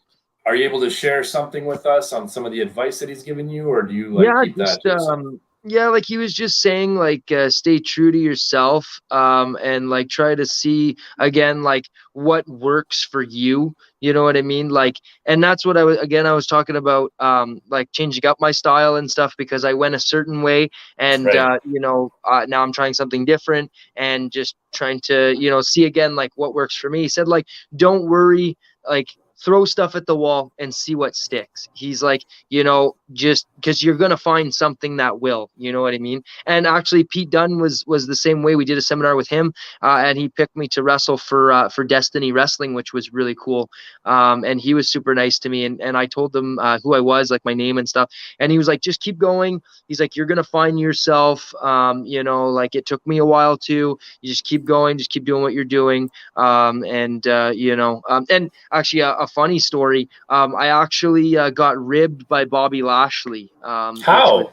Which was pretty funny. Because he was an Impact at the time? Yeah. So like, me kind of being a bit naive and like just a kid. So, just a kid. It was a few years ago. But anyway, so when we were doing extra work, we were going to be security for something, right? And so we all went down and I had to do something and I needed black pants and black shirt and everything, but I didn't change right away. And I told actually Abyss was the like the agent and everything. And I said to him, I said, I have black pants. Do you want me to go put them on? He's like, yeah, go change. Meet us back here. So I come back and there was another guy. I forget who his name was. I forget who it was, but there was another agent that said like, yeah, you're not needed. And I was like, oh. And he's like, yeah. He's like, they just said like, we're not using the kid. And I was like, oh shit. Okay. And I'm like, did they say why or anything? And they're like, nope. He just came in and emphatically was like, yep, you, and you, but not the kid. And I'm thinking like, shit, what did I do? And then I fucking look up and Bobby Lashley's in the ring and he's like looking over the ropes and he's just like, not a good start, kid. And I'm like, oh no. Like, what did I do, You're crushed, right? And then I found out after that it was a fucking rib and that they did want me and stuff. So, but it was funny to say, like, I got ribbed by Bobby Lashley. What did you do there? Like extra? What was the spot? Well, most of the time we were security. If we were needed for different things, we helped out as well. We were part of the ring crew. Pretty much anything that they needed. We got to do stuff in like pull aparts and stuff like that. We pull apart Alberto El Patron and Johnny Impact because they were doing like a big feud during the tapings and stuff. So we got to work a lot with them. They were really cool. There was a lot of just really, really nice people and, pretty much did whatever we were needed to do kind of thing. Anything Scott needed, we were there. Yeah. That's awesome. And like, I think my if I'm not mistaken, I believe, because I know my buddy, you probably know him, Trent. He's a referee. He's a referee for IWS. Yeah, he's a good buddy of mine. I've known him since I was like 10 years old. Right. And one of the common interests obviously was wrestling, right. Baseball at that point, but then also that's how we started to know each other. But really, like once we found out that, you know, both of us were wrestling fans, at that point when you're 10 years old, it's like finding gold. You know? For sure. Yeah. You're like, hey, we have something to talk about now. We yeah. have Okay. an Cool. interest, You like Razor Ramon? Okay. Nice. Me too. Yeah. What about Diesel? Yeah. Diesel is amazing. Great. Okay. Cool. You like this guy? No, I don't like him. Me neither. You know what I mean? Like, so like, you know, and he was telling me, I remember that day that he was like backstage. I believe he was there too. Wasn't he not? Yes, he was. Well, for the IWS show, he was, and I think he was for Ottawa as well. For one of the days in the for Impact, I believe he was there. I'm pretty sure. I know that Morrison had something to do with it, that he was maybe reffing his match, or either way, he was backstage at something. Mm-hmm. And normally, I think it was the Impact one, because an IWS backstage thing is not that long, and I felt like he was there like all day.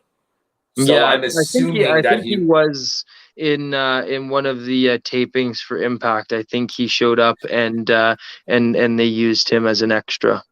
Yeah. So like, is there any footage of this, of you being on Impact TV? Like I have pictures and things like that. But footage, like you would have to go back and look at those tapings that they did in Ottawa. If you have Impact Plus or something like that, and you can go and watch any Impact show, you'd have to just get the date. But you would see us. We did a pull apart on a few of those shows, and we also. There was like a food fight thing I remember that we were a part of, and then I also did some stuff as well for ROH. Okay. We were actually there to pick up somebody, and we were backstage and everything, and then. For Impact, I also worked in Toronto as well for the pay-per-view, and we somebody when they leaped off the stage. You know, they landed on all of us. Nice. Yeah, so that was really cool to be a part of things like that. Really gracious for the opportunity from Scott. I did tryouts for Impact. You know, I went to Windsor and did some tryouts for Impact. And I've known Scott now for a little while. You know, he knows of me, which is pretty cool. You know, so you never know, man. One of these days, Impact, hopefully, you know, I'll be able to do something with them. And I got to wrestle as well for it wasn't for ROH, but I got to wrestle an ROH wrestler. So awesome. So that was really cool. Yeah. You know, I've always kind of, you know, hoped that, okay, it's obviously like, I was kind of like you, like, oh, I'd like to make it into business one day. And I never really seriously gave it a shot, but I always kind of wanted to. But then as I started getting into all this, like, I'm like, well, I could still be a personality. You know, I could still, like, I could be a commentator. I could be a guy that does interviews. There's a lot of different positions to fill. Yeah. So I'm hoping that, you know, fingers crossed for me too, that, you know, something down the road will sort of open up, and then I can bring what I bring to the table for and you know, I got an opportunity to referee for Impact as well, so that was something as well, and hopefully more doors like that will open. That was a very nerve-wracking experience because I wanted to just do the best that I could, and you know, you have an earpiece in and stuff like that, so you're trying to listen, you know, as well as referee, and obviously you have to be wary of the cameras, and you don't want to show your back to the cameras and things like that. So, you know, obviously I had, you know, a lot to learn and everything, but it was a really great experience, and I hope to have more of those. Well, especially because, like, there's a big difference between being a referee and a wrestler. Right? Yeah, absolutely. The wrestler is, the show's on you, and the ref, it's not. You know, like, you want to be there but not be there. Like, you know, you want to be there when you're needed. But when you're not needed, you don't want to be seen because you don't want to take away from that match. And, you know, I remember, like, one of the things, because, you know, like, another guy, too, that helped me a lot was Matt Martell in WWE. And he was wrestling for the IWS as well as many companies as Big Magic. And he was the trainer at the IWS dojo. And I went there to, like, further my training and everything. And so I was working with him. And I remember him telling me, like, as a referee, I would always kind of be like loud with my counts and things. And he said, that's fine. But he's like, you know, you want to mimic a lot of things and just body language so that you don't take away from the actual, like the match. You know what I mean? And he learned that being, you know, going down and doing tryouts and stuff for NXT and stuff like that. So, you know, that was a great help. And him overall, just a really great guy. Same with Chase Parker, Scott Parker, his partner, they were 3.0 and, you know, just really, really great guys and helped me a lot as well. Now they're in NXT now, right? Yes. Yeah. Yeah, it's awesome to see homegrown talent make it, especially like good old Canadian boys and stuff like that. And you know, Kevin Owens, Sami Zayn and stuff like that. Like, so, you know, it just goes to show, man, like anything is possible. And you just have to kind of, when you have that opportunity, you just have to shine. You know what I mean? Yeah, I mean, even Kevin came down one time to the dojo and we got to do promos in front of him and he watched the class and everything. So, you know, how cool is that when, you know, Kevin Owens is right there, you know, and you get to talk to him and stuff. And he was really cool. So, you know. No, that's it. Because Kevin Owens 10, 12 years ago is not the same Kevin Owens we see today.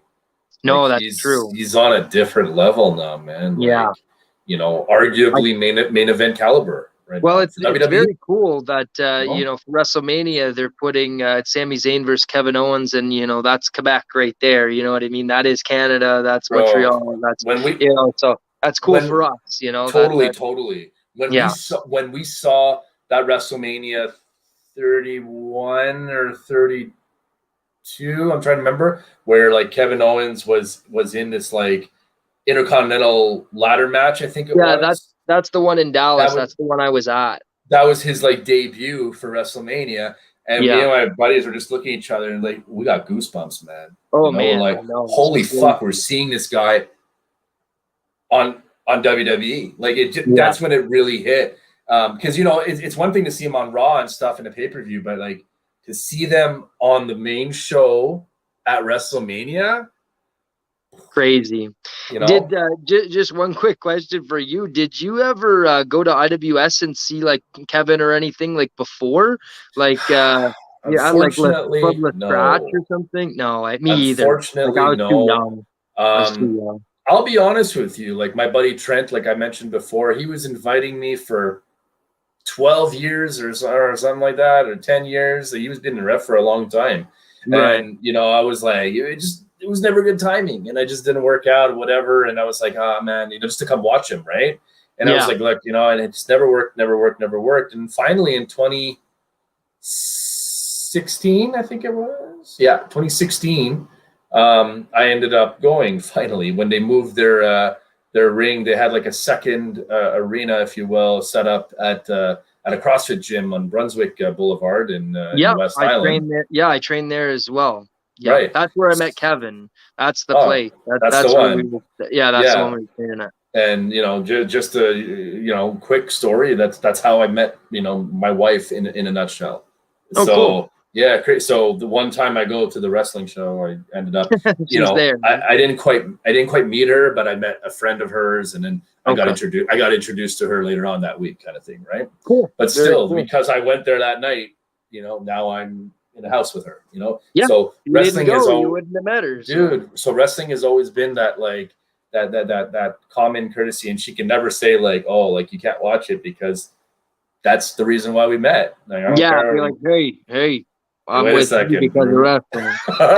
Remember that. So I guess so my point was, it was like, unfortunately, I didn't get a chance to watch any IWS prior to that. I knew about it. I knew, and I saw clips online, and I understood who some talent was and stuff like that.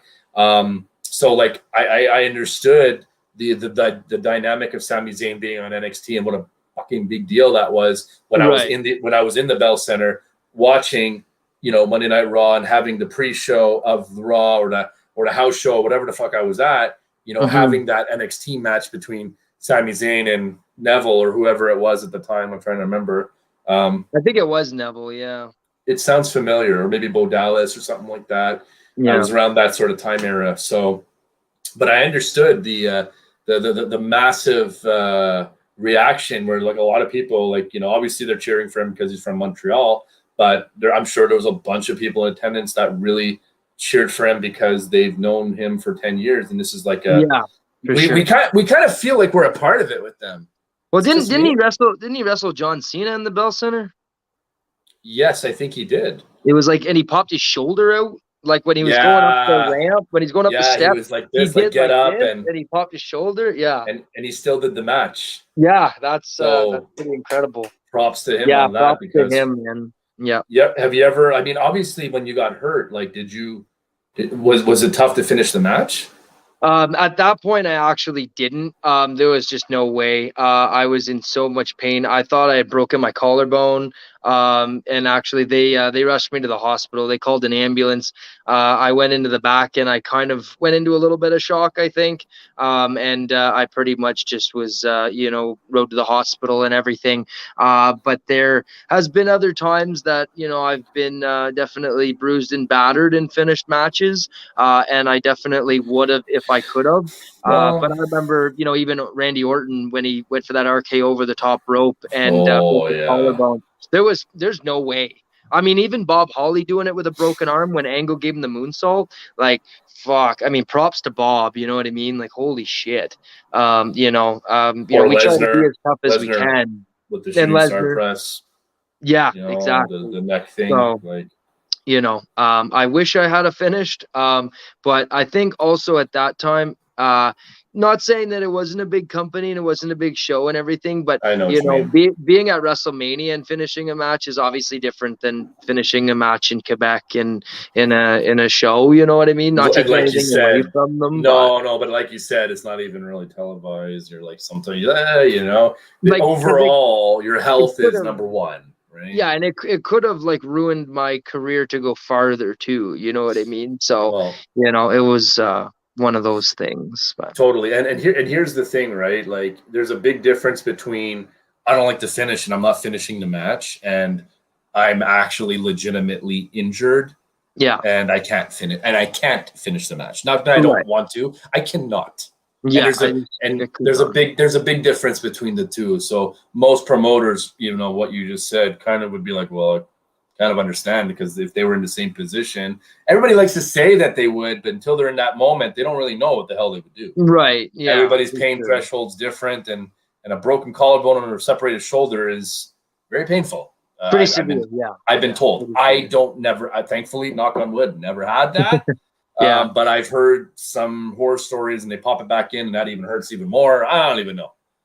So I know it's pretty serious. Mm-hmm. So going back into, obviously, like your upcoming and, the big influence of all these guys that we've been talking about. And that's awesome, man, by the way, because, it's cool that I know some of them, not personally, but, I know who they are, and I hope to get to know them as the channel grows. For sure. But also, like, let's just briefly talk about any sort of mistakes that maybe, you kind of went throughout your career so far. Is there anything that you kind of regret, or maybe things that you used to do that you don't do anymore? Can you talk to us a little bit about that? Yeah, just I think one of the biggest things was my trainer when I was first starting out in wrestling just basically told me, like, you have two ears and one mouth, and just shut the fuck up. And I wish I had to listen to him. Sometimes when you're doing things or saying things, you don't see it in the same way as somebody else might. And a lot of times in wrestling, or just in anything in life, sometimes you have to think about how everyone else is going to view this. And, say, for example, somebody's there. It could have been a name at a show or something. And maybe you've seen them at another show, and maybe you know them, and you just want to go up and talk to them because you haven't seen them in a long time and they remember you, whatever.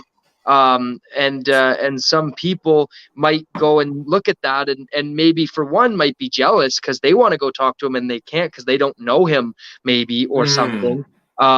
There's that, or it could be you're taking time from another wrestler who is older, more experienced, and could use talking to him to benefit his career more than you could because he's in a better position to do that right now. And you going and talking to him might piss off that guy, and that guy might now kind of have a beef with you in a way, and you don't know, you have no idea, and you don't mean it, but you just don't really see it as how everybody else could see it. And I think if anybody starting out in wrestling, that's a big thing that people need to look at. We talk about politics in wrestling and things like that. That's obviously, that's all there, and you don't want to give people reason to have a beef with you, or promoters to not want to book you. Just things like that. I've definitely made some mistakes. I won't go into all of them, but just some things that I do regret, some things I wish I had done differently.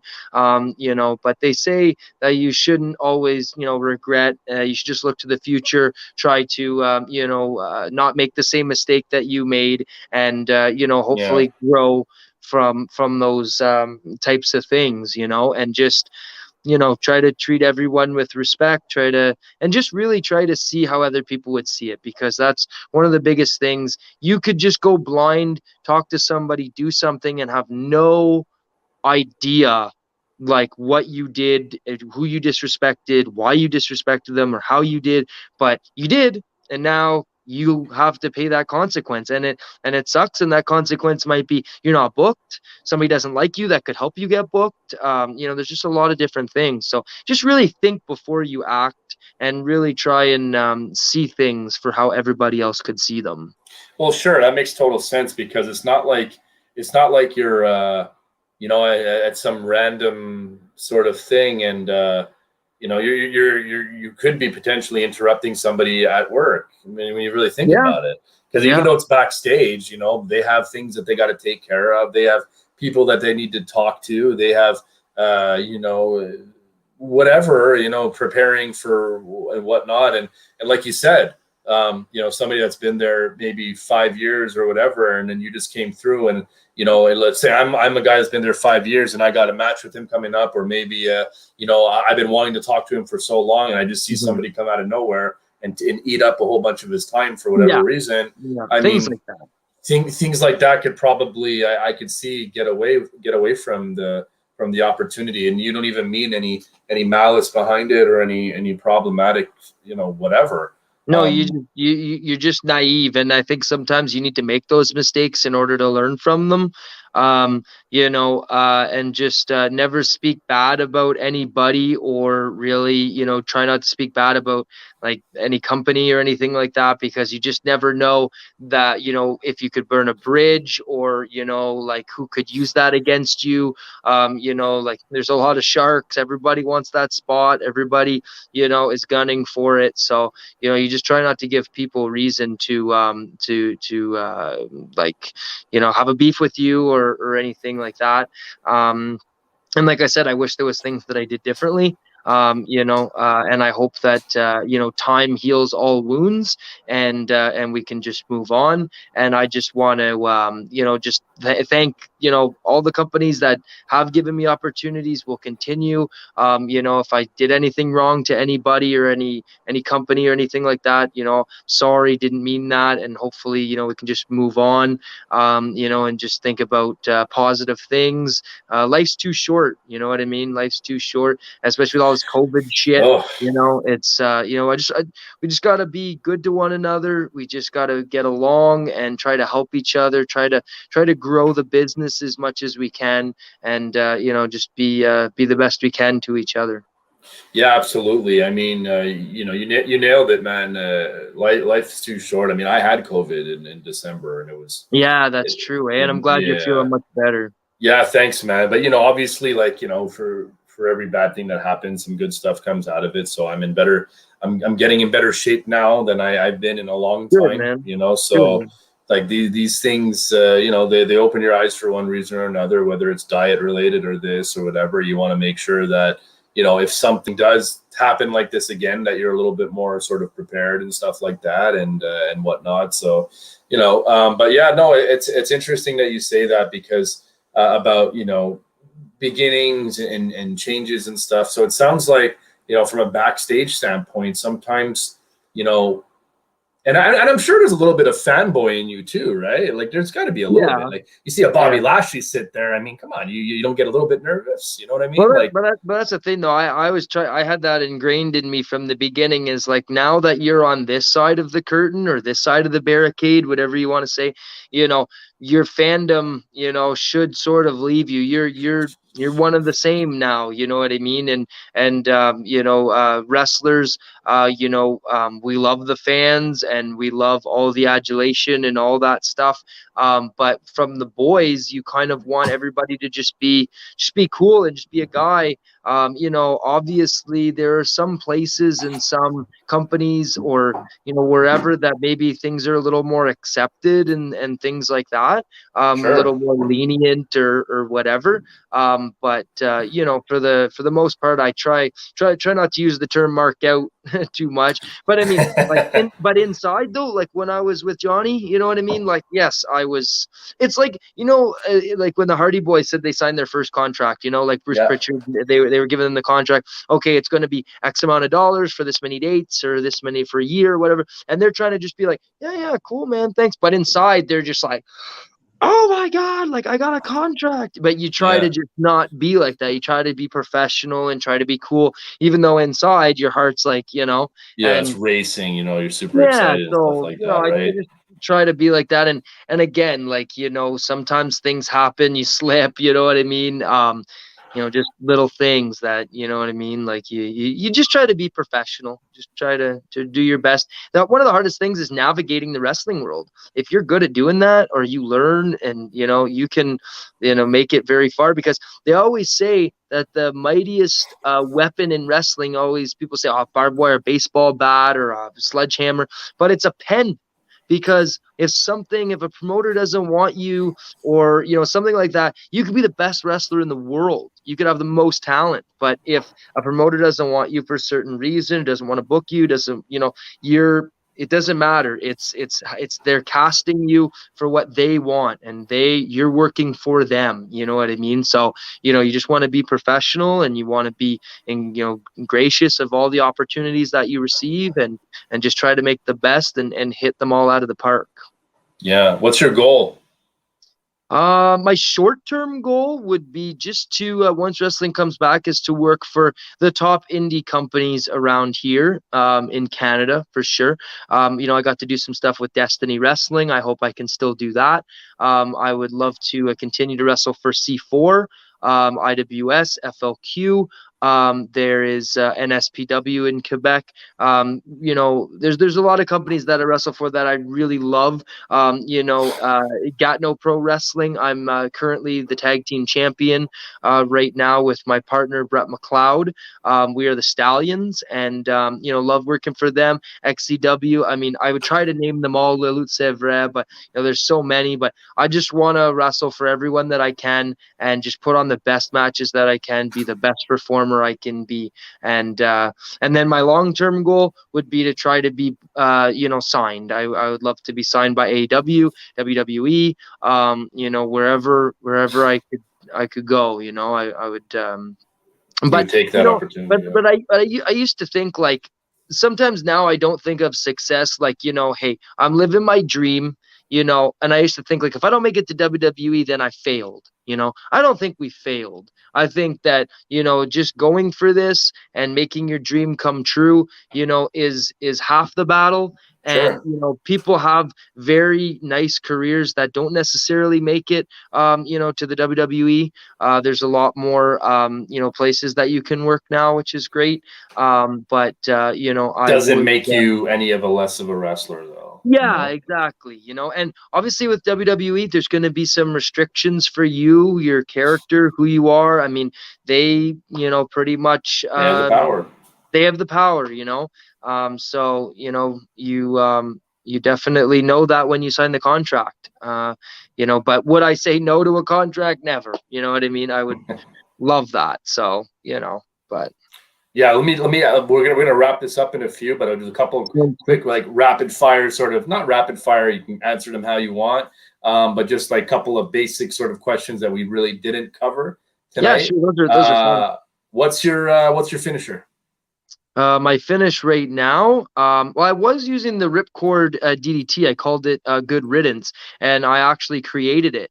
I haven't seen anybody use, I've seen people use Ripcords before, but never into a DDT. And I loved it because like Jake Roberts used to hit the DDT and it was done. You know what I mean?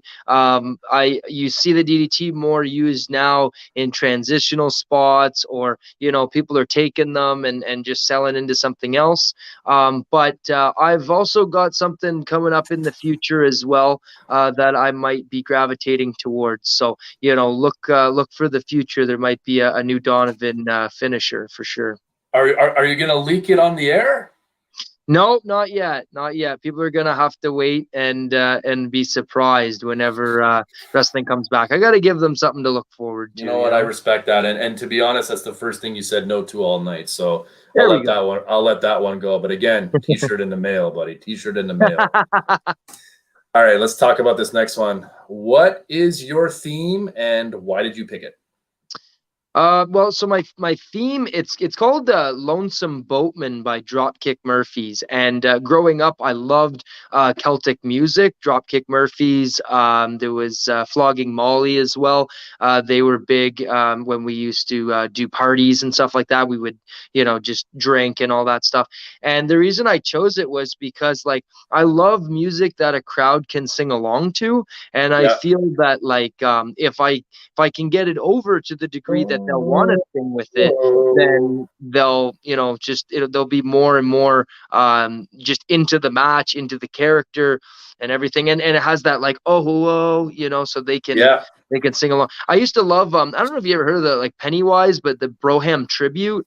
Yeah, And sure. it's like, Jason Matthews, this one's for you. And like, it's like, whoa. And I love that because all the crowd sings with that. And I actually wanted to use that. But I think Biff Busick, before he went to WWE, used it as his theme, so I couldn't. But a friend of mine actually helped me pick out that one and said it would be really good. So I started using it. I love it. Love it. Let's talk about your favorite feud. This is the feud between you and another independent worker or whoever. That is a good question. Those are the only kind of questions I have, Ryan. Man, like one of my biggest, like, my first feud was against Mark Mercer. That was my first feud. It was at MWF in Valleyfield, and it culminated with a bull rope match, and that was really cool. I've had some feuds as well with Ryan Rogan. Like Fernando de la Cruz, we had, I love wrestling Fernando. I think me and him have great chemistry. I think we can really have some really solid matches. I would have to say them. There's been a lot of people that I've got to wrestle, but not exactly a feud. Like, I wrestled Frankie the Mobster. Amazing, loved it, but it was only a one match. I got to wrestle Speedball, one match. Maybe Evil Uno, because we got to wrestle a few times. Sure. I'll say Evil Uno. Wow, that's a big one. I like that. Yeah. Hopefully he sees this. I hope so, man. And I love him. Like, he's been really nice to me. Everybody's been really nice to me. There's obviously been a few people who haven't, but haters are gonna hate. And you know what? When you're successful, people are, if they're hating, it's because they're watching and it's because they're jealous and they just want what you have. And you know, anybody who's successful is gonna have haters. So bring them on, because I'm gonna be successful. Have you ever heard of a guy called David Goggins? No. So he's like a motivational speaker. He used to be, I think, like a Navy SEAL. But before that, he was like this 300-pound guy that like killed cockroaches.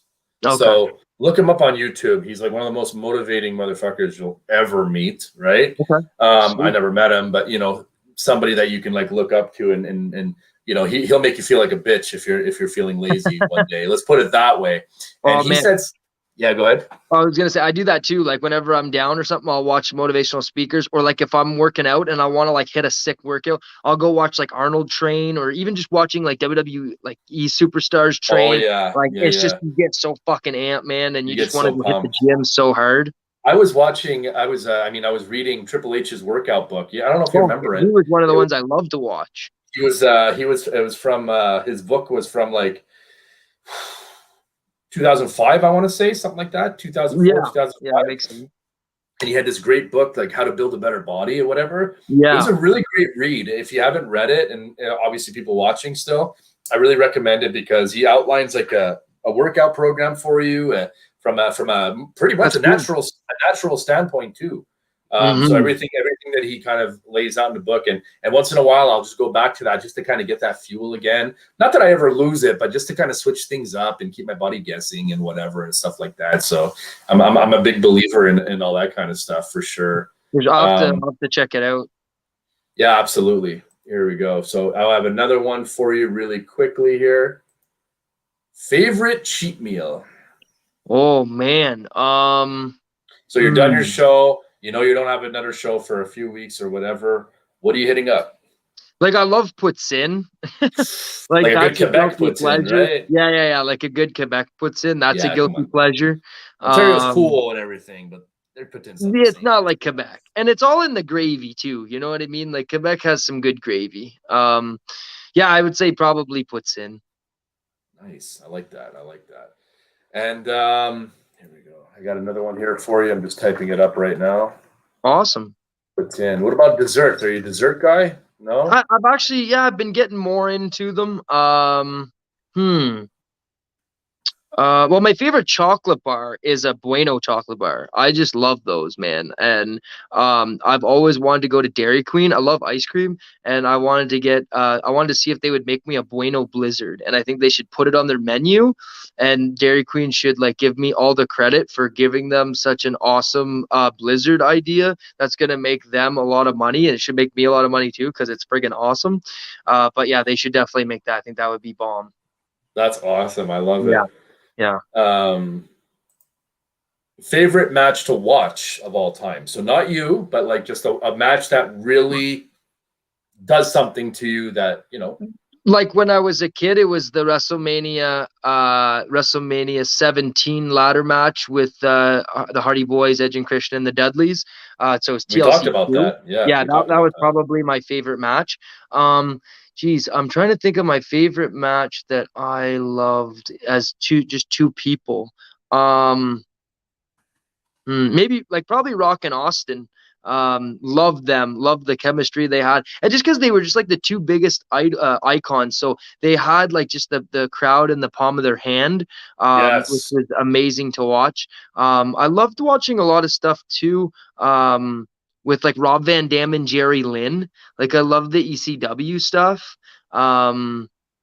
Yeah, and now going back and watching a lot of Kurt Angle stuff. Like his match with Brock Lesnar from SmackDown where they did the 1 hour Iron Man match. Whoa, awesome. Loved it. Yeah, no, what was that WrestleMania one he was a part of? Was it Eddie Guerrero? Yeah, WrestleMania 20 with Eddie, where he took the boot off. Yeah, that was yeah. Actually, you know what's funny is it's funny. Like, so when I was in Mexico, actually, I got to tell you this story too before we go. Yeah, please. So when I was in Mexico, I wrestled mostly as a face, and I thought I would be masked, but they didn't want me to be because they have luchadors, right? And man, like being like a white guy in Mexico, like the women, everything, like it's pretty awesome, you know. And then this was before I had a girlfriend, so earmuffs, honey, earmuffs, babe. But so anyway, and so when we were there, there was one promoter that wanted me to be a heel, and I said sure, you know. And he wanted me to take tacos and throw them like tortillas and throw them at the audience. No way. And I'm like, what? And so I'm wrestling this guy, and I'm nervous because I don't speak Spanish, you know. I'm hoping, and this guy's huge, like he was really big. And so anyway, the guy had the promoter had brought me the tacos, like the tortilla shells. They were warm, and he gives them to me. They were warm. Yeah, like you just got them somewhere, you know. And like the little taco shop down the street or something. He picked them up, put them in a bag. So anyway, yeah, he hands them to me. That's a shoot right there. That's a shoot. Now, those are shoot tacos. These are shoot tacos. They're ready to work. These are not a working taco. So anyway, and he tells me, like, I want you to call them like names and stuff. And he had told me like a few of the names. They like, I'm trying to think of what they were, like puto and stuff, which is like bitch in Spanish, and just different things like that. And so when he's telling me this, like, Yeah, and I'm thinking like, is he trying to get me killed? Like, Yeah. what's really going on here, you know? And so anyway, I did it, and so I went out, and the crowd is all chanting, like, they're cheering for me at first because the way I look or whatever, my music. But then, like, when I started throwing the tacos and calling them indios and puto and fuck you puto and all this shit, they started like Wow. friggin'. I thought, holy shit, there's gonna be a riot or something. And I'm throwing shells at them. They're throwing them back. Like, this one guy had a glass bottle that I thought he was gonna chuck at my face. Like, I was like, I've seen some of the things in Mexico, like some of the crowds that can get pretty wild. And so the guy was wrestling. He shows me on his phone the match of Eddie Guerrero and Kurt Angle from WrestleMania 20. And he says, the finish. I'm like, yeah. He's like, we do that in our match. I'm like, okay. So he's like, do whatever you want to me. And at the end, I just take the boot off and you fly and I pin you. And I'm like, okay. And that was it. And we just went in there and called it all in the ring. We didn't plan nothing. And it was actually really, really cool the way we did everything. We didn't do too much lucha. And I think it was probably because he didn't know what I could do. Sure. So we didn't get to wrestle beforehand in the ring either. And we don't speak the same language. So we just kept it very basic. But the crowd was into it. I mean, they were hating me. They were loving him. Whenever his boot came off, they popped. They popped on the pin, like everything. And then at the end, all the faces came down and all the heels. And we had like a little brawl. And the faces stuffed our mouths with the tortilla chips and shells and all that. So the fans still went home happy, That's amazing. What It a was great story. yeah, it was a fun story, man. That is awesome. Shout out to Kenny for Your Thoughts podcast. I've been wanting to work with this guy. We've been saying this for a better half of a year and change. It's just so funny how everything works because, like, it seems like he's busy and I'm busy and everything. But this is a guy that I want to kind of work with. He's a hell of a podcaster and stuff. So cool, man. Well, hey, how's it going, man? And so it's cool that he popped by. Yeah. So Wish him the best. Yeah, absolutely. And also too, Ryan, if you know anybody that like kind of wants to get some exposure and to have a little bit more of a bigger following, not saying that, we're the biggest out there or anything like that, but every little bit helps, Yeah, and it seems like this one was pretty successful. So last question before we sort of wrap it up and go home. All right, we're going to the finish now, bud. Going to the finish. We're going home, brother. Who is your favorite wrestler in the industry right now? Man, I gotta say probably Speedball Mike Bailey, just because he's one of my best friends in the business. That's interesting. Out of WWE, AEW, everybody, it's Speedball. I like that. But I'll tell you why, though. I'll tell you why. Not only because he's my friend and, he just helped me out a lot, but I just feel that, like, a lot of times in wrestling, especially in WWE, they want people that are legitimate. And, like, if you look at, for example, anybody that they've had that's been really big, Lesnar, Kurt Angle, anybody, like, they're, collegiate wrestlers. I mean, Angle won the Olympics, and there's a lot of guys that use kicks. There's a lot of guys that are high flyers. But I find that Speedball, the way he uses everything is so believable that he could basically make it in any company. I think, his move, his style, the way he moves is very different than anybody. I mean, he's a Taekwondo black belt, 8th degree. Nobody has that, so I think he has an advantage over everybody, and everything he does is so believable. And I know it because I've wrestled him, and you feel everything he does. He's not dangerous. He's just snug. He's snug. You fucking feel everything. I woke up the next day, man, and I was like, could barely lift my arm. I was like, holy fuck, man, if I was in like a program with him every night, I'd learn a shitload, but I'd be beat the fuck up, Really, like, huh? Oh, dude, those shooter knees, those kicks, everything. I mean, you feel everything. But, what a great guy. And, I just think that, it's really hard, too, to say, like, in the industry and as a whole, but out of people that, like, I know it would be him. And, like, I like so many people. I mean, I probably all time now is Austin. He's not wrestling now, but, Kurt. And, I love, like, Randy Orton, Love Orton. Love him. Love him. You know, people He's in my guy. AEW, you know, I love a lot of the people in AEW as well. So, you know, and just so many of my friends, people I know getting opportunities. You know, it's just a really, really great time to be a wrestler right now. No, it's super exciting, and obviously we wish you the best, man. I mean, look, we saw you at NCW. Please do me a favor, let me know when this gets going. You know, maybe we could do an in-depth live interview next time. That'd be great. You Yeah. know, I mean, hell, maybe we can have a quick match, and you can show me some pointers, and we can get You all never that know. on film. The whole training. We'll go through the what was it? The Age of Donavon. What was it again? The On dawn of t-shirt? Donavon. The Dawn of Donavon. We're still in the There. dawn of Donovan, baby. It's still my time. You know, We're it's my time still to in it. shine. I And love that. actually, with NCW, I have some unfinished business with them as well. So I had some big things coming up. Sank and I were teaming against a few different people, and we had a cage match that they had booked. And Frankie the Mobster was going to be in it. It was going to be my first time in the cage, first time Ooh. getting to test out the steel, and you know, I was really looking forward to that. So once COVID is done and we start things back up, I'm sure that we're going to start off where we left off, and I can't wait. I love it. I love it. We hope to see you in action for sure. Before we wrap up, why don't you just let people know where they can find you? Absolutely. Well, I'm on Facebook, Ryan Donavon. You know, feel free. I'm on Instagram at Donavon Brand 09, and I'm also on Twitter at Real Ryan Donavon. So be sure to hit me up. You know, add me. And if anybody's interested in having me for a podcast, anything, if you liked what you saw here, then hopefully we can do something. Always available and ready to have a good time. Wonderful, wonderful, wonderful. That's perfect, man. Look, I think we've said a mouthful. This was super entertaining, but you know, it was great to get to know you and stuff, man. You know, I know Thanks, when we met, we only had a couple of minutes because it was like after the show and sort of like a meet and greet and stuff like that. So, you know, I look forward to following your career. I really hope that, you know, you make something a little bit more of yourself, because you've already had a great start.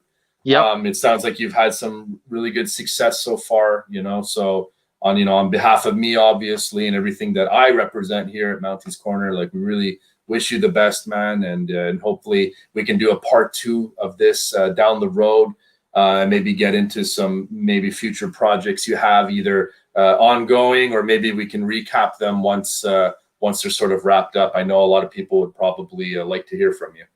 Absolutely, man. Well, thank you very much for having me, and you know, I can't wait to do it again. And thank you for everybody who came and watched and everything like that. We really appreciate it. It's you guys that are keeping these things alive, so you know, we appreciate all the love and support, and wish everybody the best. Yes, sir. Yes, sir. So you guys know where you can follow me. I do have a TikTok now, guys, and it's blowing up. So you want to get there before anything. I've already hit over. Well, I'm going on 1,100 followers already. It's only been about 6 weeks, 7 weeks that I've been really kind of posting daily and stuff like that. There's some great stuff there. So, you know, feel free to check me out on TikTok. Obviously, guys, you can follow me on Instagram at Mounties_corner, and that's the same handle on TikTok as well. And listen, on behalf of everybody, thank you so much, Ryan. This was a blast. Looking forward to part 2, brother. And you know, stay safe. All the best. And man, just go kick some ass out there, brother. Thanks, brother. We're gonna have some beers next time too, man. Irish Underdog. Irish Underdog and the Slovenian Savage. Ooh, That's me. I like Yeah. it. Right on. The Canadian Dreams. Part 2. Part 2, I'm in for sure. And we'll talk to you soon, Ryan. You take care, man. And until next time, brother. All right. Cheers, brother. Take care. Rip 'em, baby. Woo. 1 second. I'm just going to get off here.